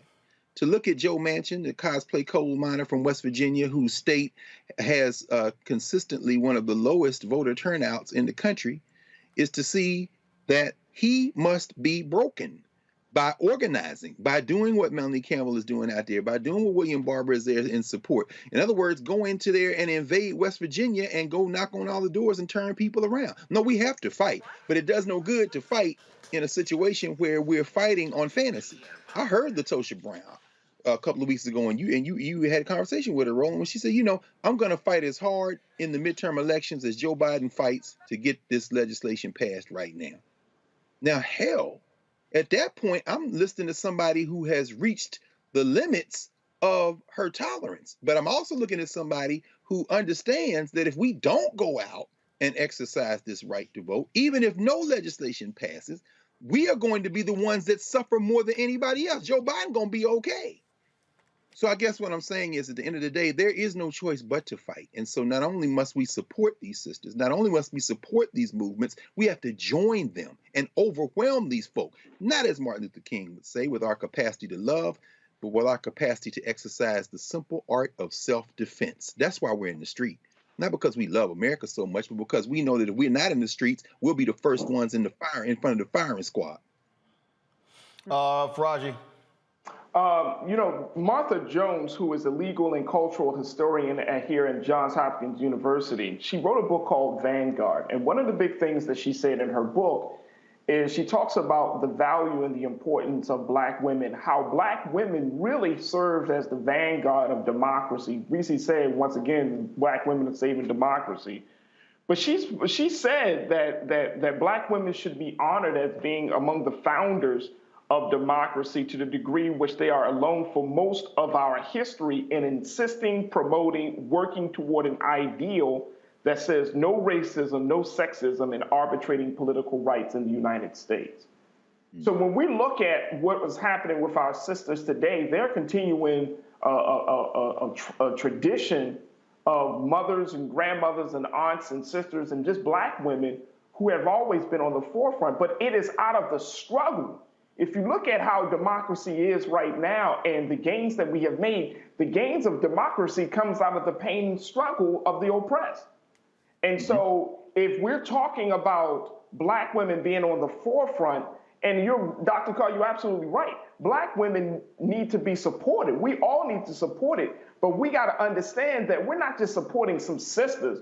We're supporting the founders of a new form of government in a way that we've never seen. And I'm convinced at this point, if, as much as we talk about destroying the system needs to be, teared down and all of those things, I'm convinced Black women are going to be the bedrock, or should be the bedrock, of the new way of governance. They understand it. Reese, you understand it because inherently you understand, as being a mother, how to take care of things, right? So I mean, it's just in there. And so for us to see this is nothing new. It's just that we got to get out of our own way, especially as men. We got to stop, expecting women to always be on the forefront and help them. And then guess what? When we help women, we help ourselves. Because why? No nation can rise higher than its woman. It's just that simple. I do want to play some of that. Here's Melanie Campbell speaking today on steps of the Supreme Court. What do we want? Voting rights. When do we want it? Now. In the what? In the what? The filibuster. When? Now. In the what? Filibuster. In the what? Filibuster. When do we want that? Now. No justice, no peace. Thank you, my sister Jocelyn Tate, who is our senior policy advisor and all other things we ask her to do. And we thank her for all she is doing, and thank you for that introduction. I want to thank all of our partners first. I want to thank National Council of Negro Women for being our convener. We want to lift up Dr. Janetta Betch-Cole, who is the chair and president, and we lift her, and we hope she's watching. We love you. So they say, we love you, Dr. Cole. We love you, Dr. Cole. And we know you got us where you are. So thank you. And so we did that 1 mile. Y'all all right? Yeah. Let's do it again. Are y'all all right? So we, as Jocelyn stated, my voice is leaving me. Apologize for that. We are no ways tired. We are no ways tired. That's right. Don, get up here. Today I got a script. I'm going to try to stay with it. But the spirit is moving. No matter, Reverend Bishop Barber, how far they think they're going to push us back. That's right. We're going to keep moving forward. We, the black women and allies, are here. All of our allies, all of our movements.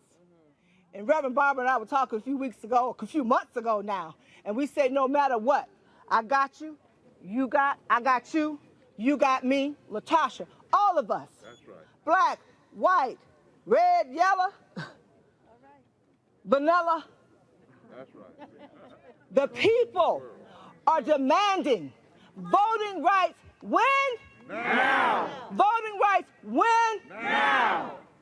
So as I stated, we started over 3 months ago over there at the United Methodist building, demanding the Congress pass federal voting rights legislation. Since that time, we have worked in coalition to try to connect the dots for the American people that voting rights equals justice. That's right. Voting rights equals economic justice. Right. Voting rights equals reproductive justice. Voting rights equals women's rights.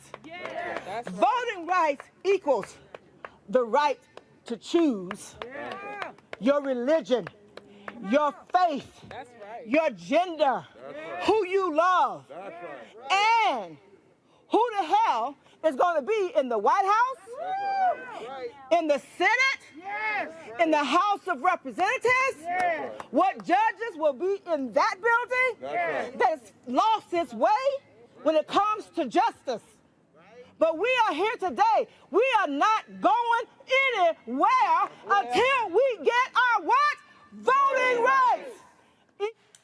All right, folks, if you want to see that full protest, we live streamed it on the Black Star Network as well as on YouTube channel, so be sure to check it out there. Going to a break, we come back. Domestic violence is a huge issue in this country, even among African Americans. We'll discuss that next on Roland Martin Unfiltered on the Black Star Network.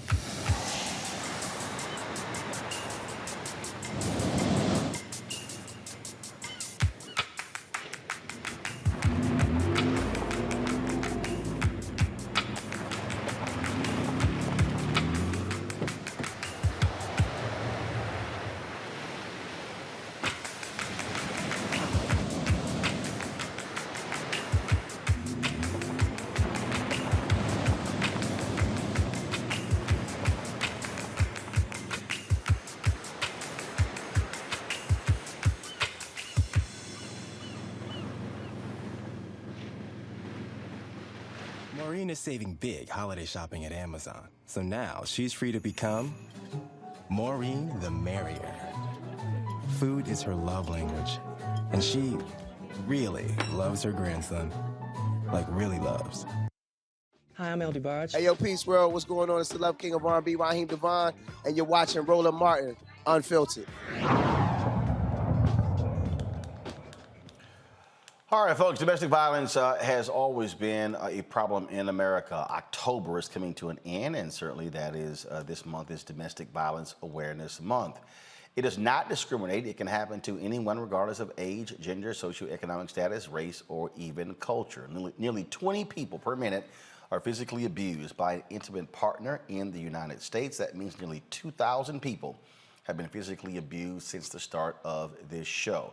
During 1 year, this equates to more than 10 million Americans. 1 out of 4 women and 1 out of 7 men experience domestic violence in their lifetime. Children also are impacted. 10 million witness some form of domestic violence annually. They eventually, of course, become victims of child abuse themselves. Alma Davis is the founder and CEO of the Alma Domestic Violence Foundation in Atlanta. She joins us now. I'm glad to have you on Roland Martin Unfiltered. How do we effectively confront this? How do we deal with it? Because it continues.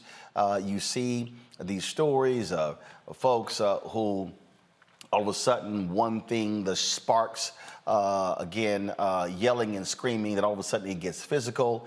I was reading one story where a man was actually a former football player, was stabbed, almost flatlined twice when he was stabbed by his girlfriend. Then when she was about to go to prison, he stepped in to get the charges reduced. And they still are having a contentious relationship. I mean, it is a very, very difficult issue that impacts so many people. Yes. I think the first thing we have to do is truly understand the whole meaning of domestic violence. People think when we talk about domestic violence that it's all about the physical, but there are so many warning signs prior to the physical that people can actually see and get help with. Meaning, finances, is the number one issue why people stay in domestic violence or in domestic violence situations. But prior to that, you see other types of trauma, whether that be verbal abuse, mental abuse, sexual abuse, even religious abuse. And so a lot of these behaviors are learned behaviors from past traumas that may not have been treated, or especially in our culture, we grow up in a household where what goes on in our house stays in our house. And so we never actually go out to seek the help that we need to look at all the dysfunctional things that we have been brought up in and really address them. So I think, first of all, helping people to understand those signs, those warnings. A lot of times we see our culture doesn't want to get therapy and counseling, and that is a huge component of pulling back all the layers to identify trauma that a lot of times people don't even know that they've even been abused. When you talk about, in terms of when we see it, but also there are warning signs when you talk about folks who have a short fuse, where something, and then all of a sudden they just go left real quickly. We actually see that in individuals early, but a lot of times people just dismiss it by saying, "Oh, that's just them having a bad day." Well, their bad day could lead to you having a bad day and a bad life. Right, exactly. When we see those type of things, again, being able to say, that's not normal. But again, we have so normalized dysfunction that we brush those things off, and those should be red flags. First of all, when we in our organization, we address a lot of healthy relationships. What does that look like? Not just for partner relationship, but healthy relationships, period. Whether that's your family, whether that's friends, and understanding those boundaries and those definitions of what you can automatically see as a warning sign. So when we start talking about, okay, domestic violence, so isolation is one of the first big things that we see when people are starting to get in abusive relationships. Their abuser is pulling them away from family, from friends, telling them they really don't need to be around people, or that that abuser is the person for them and has their best interests. That is a warning sign that we see. When you are on a job and you start to see a lot of absentees or tardies. So those are just little small things. There's something that's going on in the background, whether it's domestic violence, but something is causing those side effects of that person either coming to work late, or when we start looking at kids in school, a lot of truancy. So what are the underlining layers that are causing that? So you're absolutely right, Roland. If the more we have the conversation about domestic violence and start really pulling out the dysfunction, then we're not so easy to just wipe away, oh, he or she's just having a bad day. No, those are some mental issues or some mental crises that we need to be paying attention to. Questions for our panel? Reese, you're first up. Yeah, I'm sure you're aware of these, but just for the audience's purposes, I want to just rattle off a couple of statistics. As it relates to domestic violence, Black women are disproportionately impacted by it. More than 40% of Black women experience domestic violence in our lifetimes, compared to 31.5% of all women. 53.8% of Black women experience psychological abuse. 41.2% have experienced physical abuse. Black women are 2.5 times more likely to be murdered by men than white women, and 92% of the person who killed them knew their victim. 56% of homicides were committed by a current or former intimate partner, and nearly all of them, 92% of these killings, were interracial, meaning Black man killing a Black woman. I think in our community, and I would like for you to kind of tell me if you think I'm off on this, that we have a humanity issue in how we see Black women.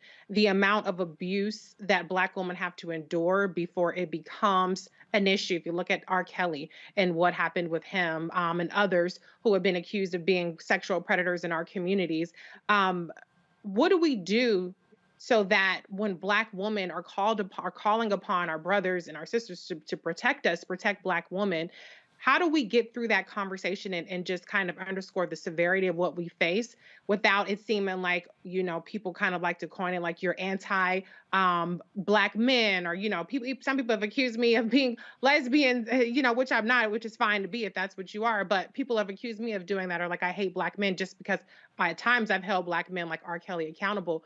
What do you think we do to get people to see the humanity of Black women so that they understand that these statistics are abhorrent and we have to change them?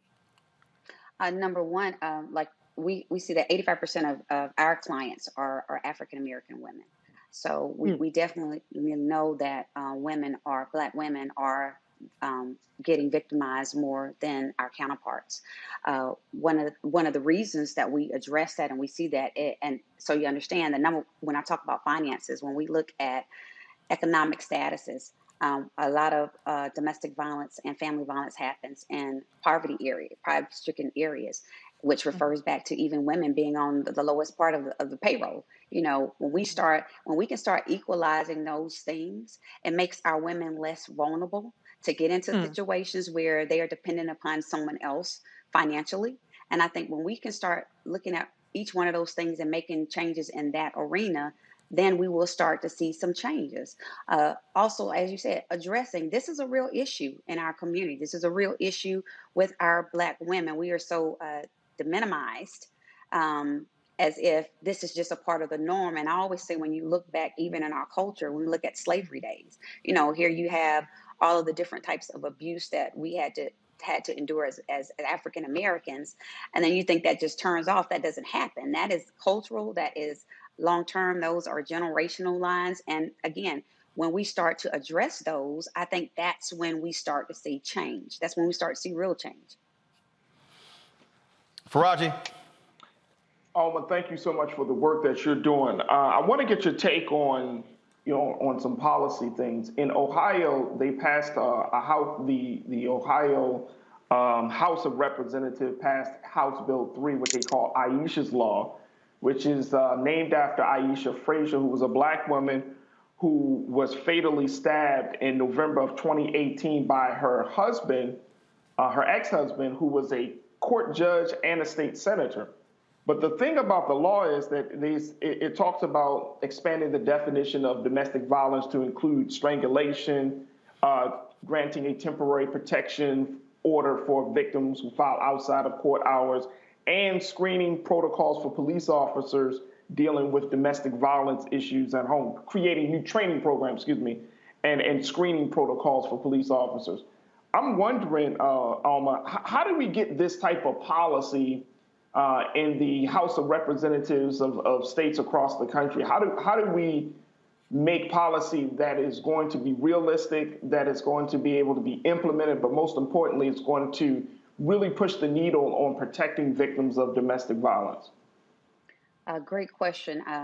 One of the things that I know I did, and we have to understand, domestic violence is bipartisan. It doesn't matter. It doesn't have any type of face, or it doesn't care whether you're Democrat or Republican. It has no face like that. So right, pre-pandemic, I went up to DC and sat with senators, congressmen on both sides to talk about the effects of domestic violence on the economy, what's going on. As you say, even in our policing, our police officers need to be more trained. We see so many incidents of where a victim has called for help, but the abuser either turns it around or the police have not been trained, and the victim actually gets arrested for protecting themselves, or that we end up in court having to help prove that no, this was the victim. This abuse has been going on year after year after year. So the more we talk about it and we get in front of Congress people, the bill sat for several years. It just got passed, the VAWA Act, the Violence Against Women Act. It was sitting for years and just got passed this year to help get funding out to organizations like ours to help push resources into those areas, into those neighborhoods, to actually educate our communities about it. So we have to keep making this a topic of conversation, not just during the month of October, or not just when it shows up on TV with an R. Kelly or an athlete, but talking about how it affects our economy. Most people don't know that $8 billion is lost a year in corporations due to direct incidents of domestic violence. $5 billion is due to the healthcare costs that companies pay out for incidents of domestic violence with their employees, and the other $3 billion is lost productivity. So when you start putting dollars to the topic of domestic violence, we talk about sex trafficking, but do people actually acknowledge that over 80% of sex traffickers are people coming out of domestic violence households, even the kids that's being trafficked. So when you start putting dollars and cents to this topic and making it a subject that's comfortable to talk about, not just every blue moon or every month, this should be a dinner conversation, especially when it's the number one issue on college campuses, it's the number one issue in the LGBTQ community. I think that's how we start bringing more attention and start getting laws changed. Absolutely. Thank you. Greg? Thank you, Roland. And again, thank you for your work. It's incredibly important. I want to ask a question around the question of culture. Several times you mentioned isolation. We know COVID, we've seen a spike in domestic violence. And I agree with you wholeheartedly. Enslavement was a process that attempted to dehumanize us in ways that we've yet to recover from. And when we talk about our community, it often sounds like almost like a demographic description, not a cultural one. So I guess I want to ask, what kind of best practices have you seen Black communities engage in that can be useful for those of us who don't necessarily view this, although clearly the victims are overwhelmingly women, necessarily as a gendered issue? Like if there's domestic violence happened in my family, for example, it was my sister or my niece, that's my issue. But in fact, the problem would be, are you going to pull him off of this guy before he kills him? But I'm not looking at, in other words, I don't look at the affinity as a gendered affinity as much as a community affinity. But nevertheless, what kind of best practices have you seen with us trying to address these kind of things from a perspective of community, or are those some things you've encountered in your work? Well, the first thing is people feeling comfortable enough to talk about it or ask for help. So when Roland talked about the stats earlier, 1 in 4 women, 1 in 7 males, that's only because 5% of cases are reported. So if you bring in the other 95% of cases that we don't hear about, it's more of 1 out of 2 women, 1 out of 4 males. So as a community, the more we can become comfortable talking about this, but then again, getting help for resources. The age limit that we started for 16 years, we've been addressing 13 and over. Because of COVID and the 82% increase, Our youngest client right now, which is getting mental health services and things of that nature, is 7 years old. So that goes to show, and I said 7, that goes to show what is happening behind closed doors, especially COVID exacerbated those things. Because we are not getting a lot of resources in those neighborhoods. I cannot stress enough the mental health component of this, with people getting counseling, getting therapy to address, to be able, first of all, to stop being scared to ask for help. Come on.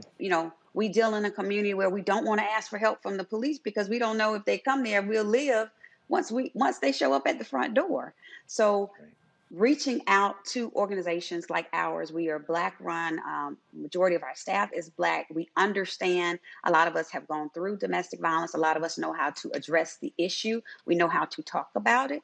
But reaching out to people like us that can help walk you through those steps, and then to help you understand that you don't have to be in this situation.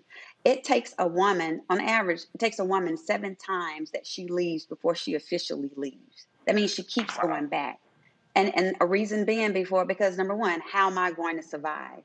I have children involved. We see situations where people don't want to leave because they have animals involved. But there are resources. Even if you have a pet, we can get your pet covered where your pet is in a shelter for 3 months, up to 3 months, while you get the care that you need to get back on your feet. So I can't reiterate enough that as a community, we have to stop normalizing this and making this normal. We have to start talking about this is wrong. We need help.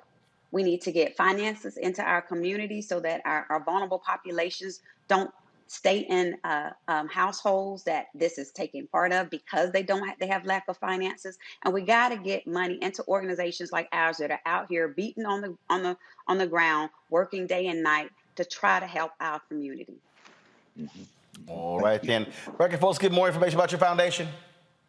Yes, they can go to our website, which is ALMA DVF, which stands for almadomesticviolence.org. We are on all social media platforms, ALMA_DVF on Instagram, Facebook.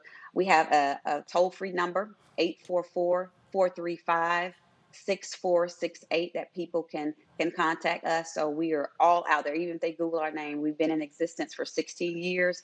So we're able to be contacted. All right, then. We appreciate it. Thanks a lot. Thank you. All right, folks, got to go to a quick break. We come back. Just a couple more stories before we go for the day. Back on Roland Martin Unfiltered on the Black Star Network. Oh, that spin class was brutal. Well, you can try using the Buick's massaging seat. Oh, yeah, that's nice. Can I use Apple CarPlay to put some music on? Sure. It's wireless. Pick something we all like. Okay, hold on. What's your Buick's Wi-Fi password? Buick Envision 2021. Oh, you should pick something stronger. That's really predictable. That's a really tight spot. Don't worry. I used to hate parallel parking. Me too. Hey. Really outdid yourself. Yes, we did. The all-new Buick Envision, an SUV built around you, all of you. Betty is saving big holiday shopping at Amazon. So now, she's free to become Bear Hug Betty. Settle in, kids. You'll be there a while. Ooh, where you going? What's up, what's up? I'm Dr. Ricky Dillard, the choir master. Hi, I'm Amber Stevens-West from The Carmichael Show. Hi, my name is LaToya Luckett, and you're watching Roland Martin Unfiltered. All right, folks, Alabama families demanding to see the unedited surveillance video showing their loved one allegedly climbing in the back of an unused police van in front of the police department. Christina Nance was missing for 12 days before her body was found on October 7th in a Huntsville, Alabama police van. The family viewed this edited version of footage of the lot where Nance was found and does not believe it is her in the video. Let's go to Charlottesville, where opening statements began today in the civil lawsuit against organizers of the 2017 Unite the Right rally in Charlottesville, Virginia. One person died and a dozen others were injured as white nationalists, white supremacists, and counter-protesters clashed. 12 jurors will decide whether organizers knew the event would turn violent. Charlottesville residents and counter-protesters claim organizers engaged in a conspiracy. They're seeking damages for the physical and emotional injuries they suffered on that particular day. NFL Hall of Famer Brett Favre has repaid the state of Mississippi the welfare money he accepted for scheduled speeches that he didn't show up for. Favre reportedly paid $600,000 for this week, but The state says, now, player, you owe us $228,000 more in interest. If not paid off by mid-November, the Attorney General could sue Brett. Of course, he received $1.1 million and repaid the first $500,000 in May 2020. Former quarterback is not facing criminal charges, but others are facing charges in what's being called Mississippi's largest embezzlement case ever. How about paying that money, Brett? I'm just saying. All right, final thoughts from each one of our panelists. It has been quite the busy day. It's been quite the busy week. We talked about all the drama that's been happening on Capitol Hill. So I'll start with you, Reese. What stands out for you? Biggest story of the week, in your estimation, that people are not paying enough attention to? Well, I think people are paying a lot of attention to the biggest story, which is the Build Back Better plan and the framework that has been outlined.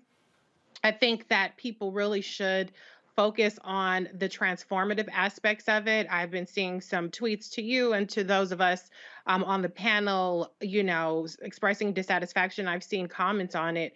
And I think a problem that we have is that we want to solve every single problem with one bill. I remember back in the day, you used to have one bill address one thing and another bill address another thing. And we don't have that kind of system anymore with the obstruction from the Republicans. And so what you get is one or two cracks a year at actually doing transformative policies. And so I think that what we're seeing laid out is a massively transformative policy, particularly as it relates to children in this country and people that really need the help the most. There are a lot of things that would have been nice, but you cannot underestimate and you cannot marginalize the impact that this Build Back Better plan will have if it does come to pass. And so I hope that they get it done. And I hope that we can move on to the persuasion and the messaging part of it as opposed to the sausage making. Because I think once people really figure out what's happening and what's at stake in this bill, that there will be a lot more support of it. Now, whether they can get that in terms of voting, that's going to depend on what they do with voting rights and the gerrymandering and voter suppression that's happening across the country. But in terms of the substance of the Build Back Better plan, it's very necessary, and I think it's a win. I think it's a win for the Democratic Party and, more importantly, for the country. Faraji, what story that people are not paying a lot of attention to that they should? I think this big Facebook story is so fascinating to me, bro, Roland family. Them changing their name to Meta? Right, to Meta. And here's the thing, like Mark Zuckerberg, he talks about creating a platform that would meld online, virtual, and augmented worlds that people can traverse. Like, what are we? And I mean, with this social media, and I know, Brother Roland, this is a digital show, this is a digital platform, but this thing is taking on a whole different life. Like, I remember when Facebook started, right? I mean, and it was just like, oh, we just want to connect with friends.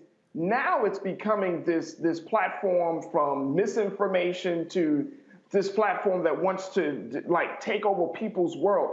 It's always interesting and fascinating that we're constantly told, hey, don't believe social media, but then social media companies are constantly telling us to stay engaged, to stay involved, to participate. And so I think that that's a big story. Like, look at what Facebook is doing, folks. Watch how Facebook is moving, especially now with their whistleblower and saying that, this is not your grandmother's, like communications company. Mm-hmm. This is something very, very different. And I can't put my finger on it. Maybe you can, Brother Roland, but this is something very interesting to see. Great. It's like The Sims meets Facebook. Like, but we're The Sims now. Right. Yeah, right. And how everything is connected, just real quick. I mean, look at how technology, whether you're talking about Facebook or Google, like everything in our lives are connected. Our homes are connected, our car is connected. Of course, we got phones. It's like we are so involved in being on the grid of technology that even if you wanted to walk away from it, you really can't. Greg? Oh, yes. Well, Roland, I mean, while Mark Zuckerberg is planning on taking the world into virtual reality, the reality-based community has been paying a lot of attention this last couple of days to China.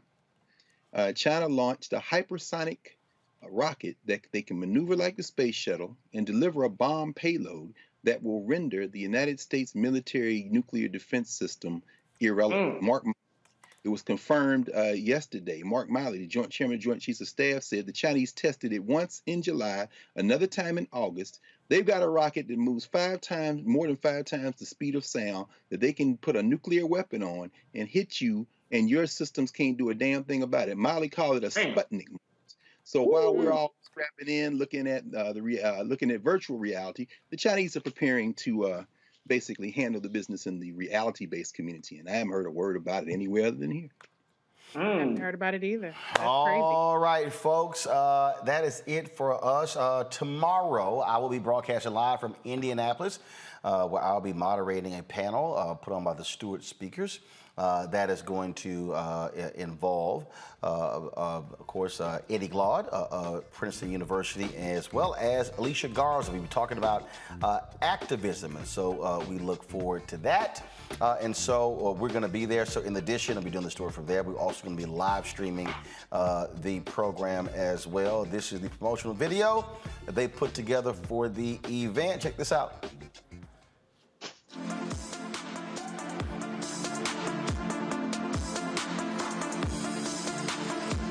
Our conception of democracy. We can't become the kinds of people that our very idea of democracy requires. Precisely because we cling to this notion that some people are valued more than others. Lots of people are terrified to step into leadership because of how much scrutiny they receive and how brutal we are with leaders. Declaration of Independence says all men are created equal, not women. When they said all men are created equal, they meant white men. That what we've experienced, what we've lived, is actually a reflection of what's at the heart of the country.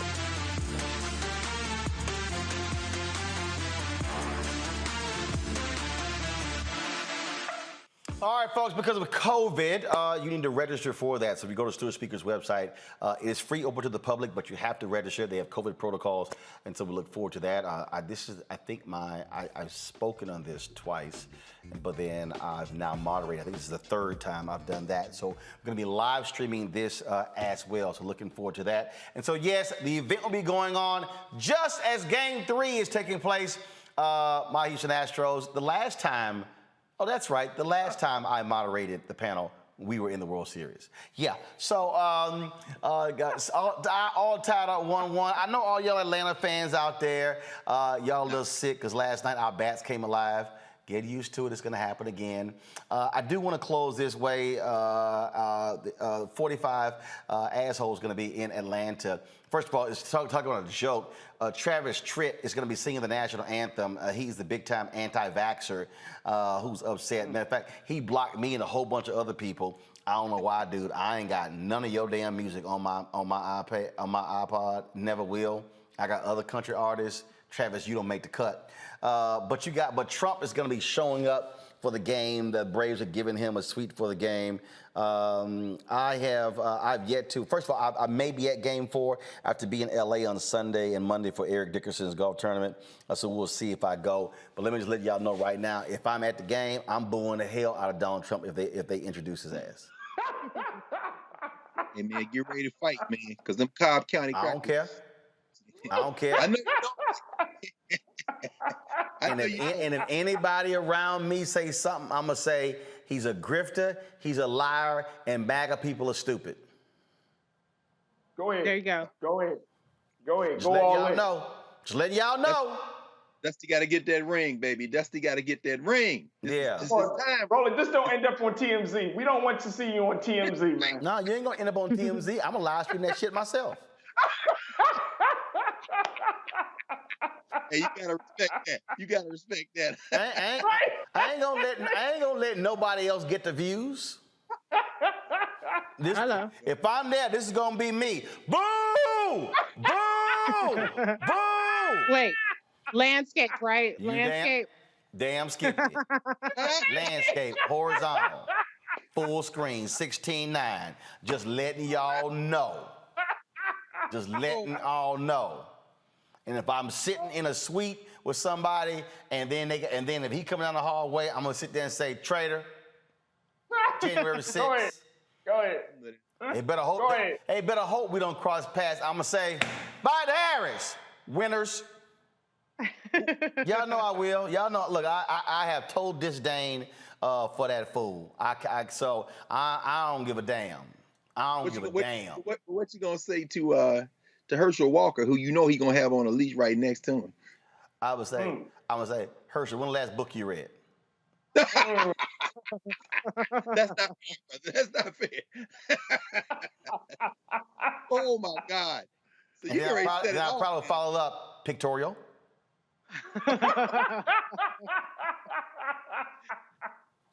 Yeah, I trust me. I got no love for any of those fools. Any Republican who supports Donald Trump, and I said this as well. What's that fool name? Who's that fool running for lieutenant governor in Virginia? They've been doing stories about her, the black woman. She's I don't remember her name, but I know who you're talking about. she's a damn fool. Is it Victoria Owens or something? Is something? No, Winsome Sears. Winsome There it Sears. is. Yeah. First of all, crazy, demented Donald Trump supporter. Her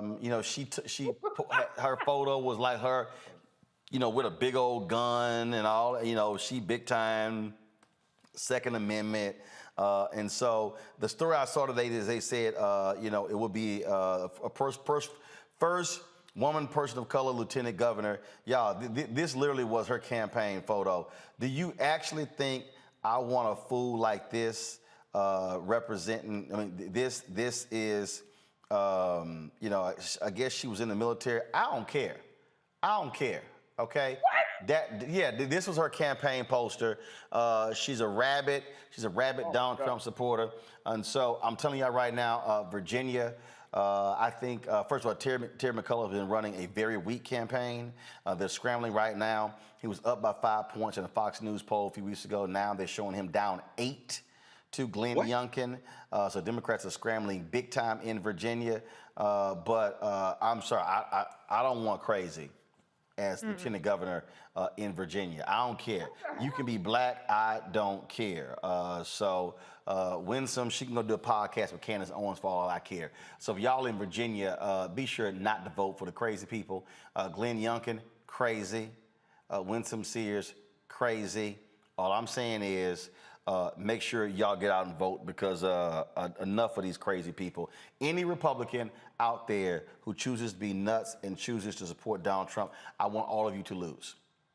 All of you. U.S. Senate, congressional races, state races, county commission, city council, water district, dog catcher, DA, don't care. I want all y'all to lose.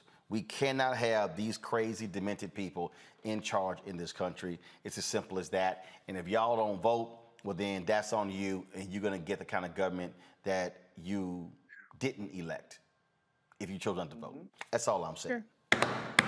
All right, folks, we'll see y'all tomorrow from Indianapolis. Greg, thank you so very much. Reese, thanks a lot. Raji, thanks a lot. Folks, if y'all missed the news conference today of the students at Howard University, go to Black Star Network. We actually live stream the whole particular news conference as well. And I'm about to send an email to IBM. I have some questions. IBM actually has the contract for Wi-Fi on the campus of Howard University. Why is it not properly working? Yes, IBM. I'm going to be sending. Greg, go ahead. No, I was going to say thank you, really. Not only on behalf of those young people, but all HBCUs. Thank you for covering this in a way that is allowing transparency. And I love the way you framed a possible town hall the other night. Yeah. But man, you could, and again, the invitation is out there, and I will happily text President Frederick that. That is, the students are asking for a town hall. I will happily moderate that town hall.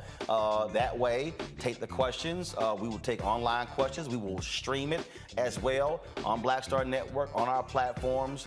That way, we can really get some answers there.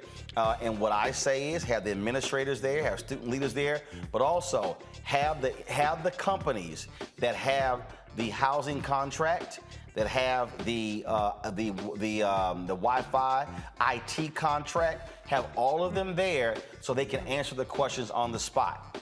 I am more than happy to do that. And so Howard University, let me know when y'all down with it. Remember, I own my own shit, so I ain't got to ask nobody. Just saying. All right, folks. I'll see y'all tomorrow right here on Roland Martin Unfiltered and the Black Star Network. Holla!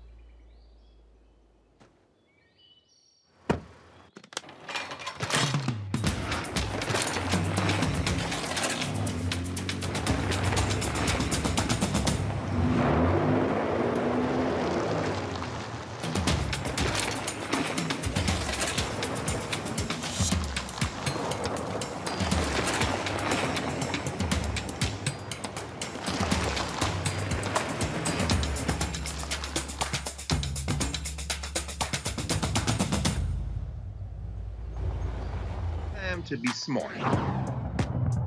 Roland Martin's doing this every day. Oh, no punches! Thank you, Roland Martin, for always giving voice to the issues. Look for Roland Martin in the whirlwind, to quote Marcus Garvey again. The video looks phenomenal, so I'm really excited to see it on my big screen. Support this man, Black Media. He makes sure that our stories are told. See, there's a difference between Black Star Network and Black-owned media and something like CNN. I got to defer to the brilliance of Dr. Carr and to the brilliance of the Black Star Network. I am Roland with Roland all the way. Honored to be on a show that you own. A black man owns the show. Folks, Black Star Network is here. I'm real revolutionary right now.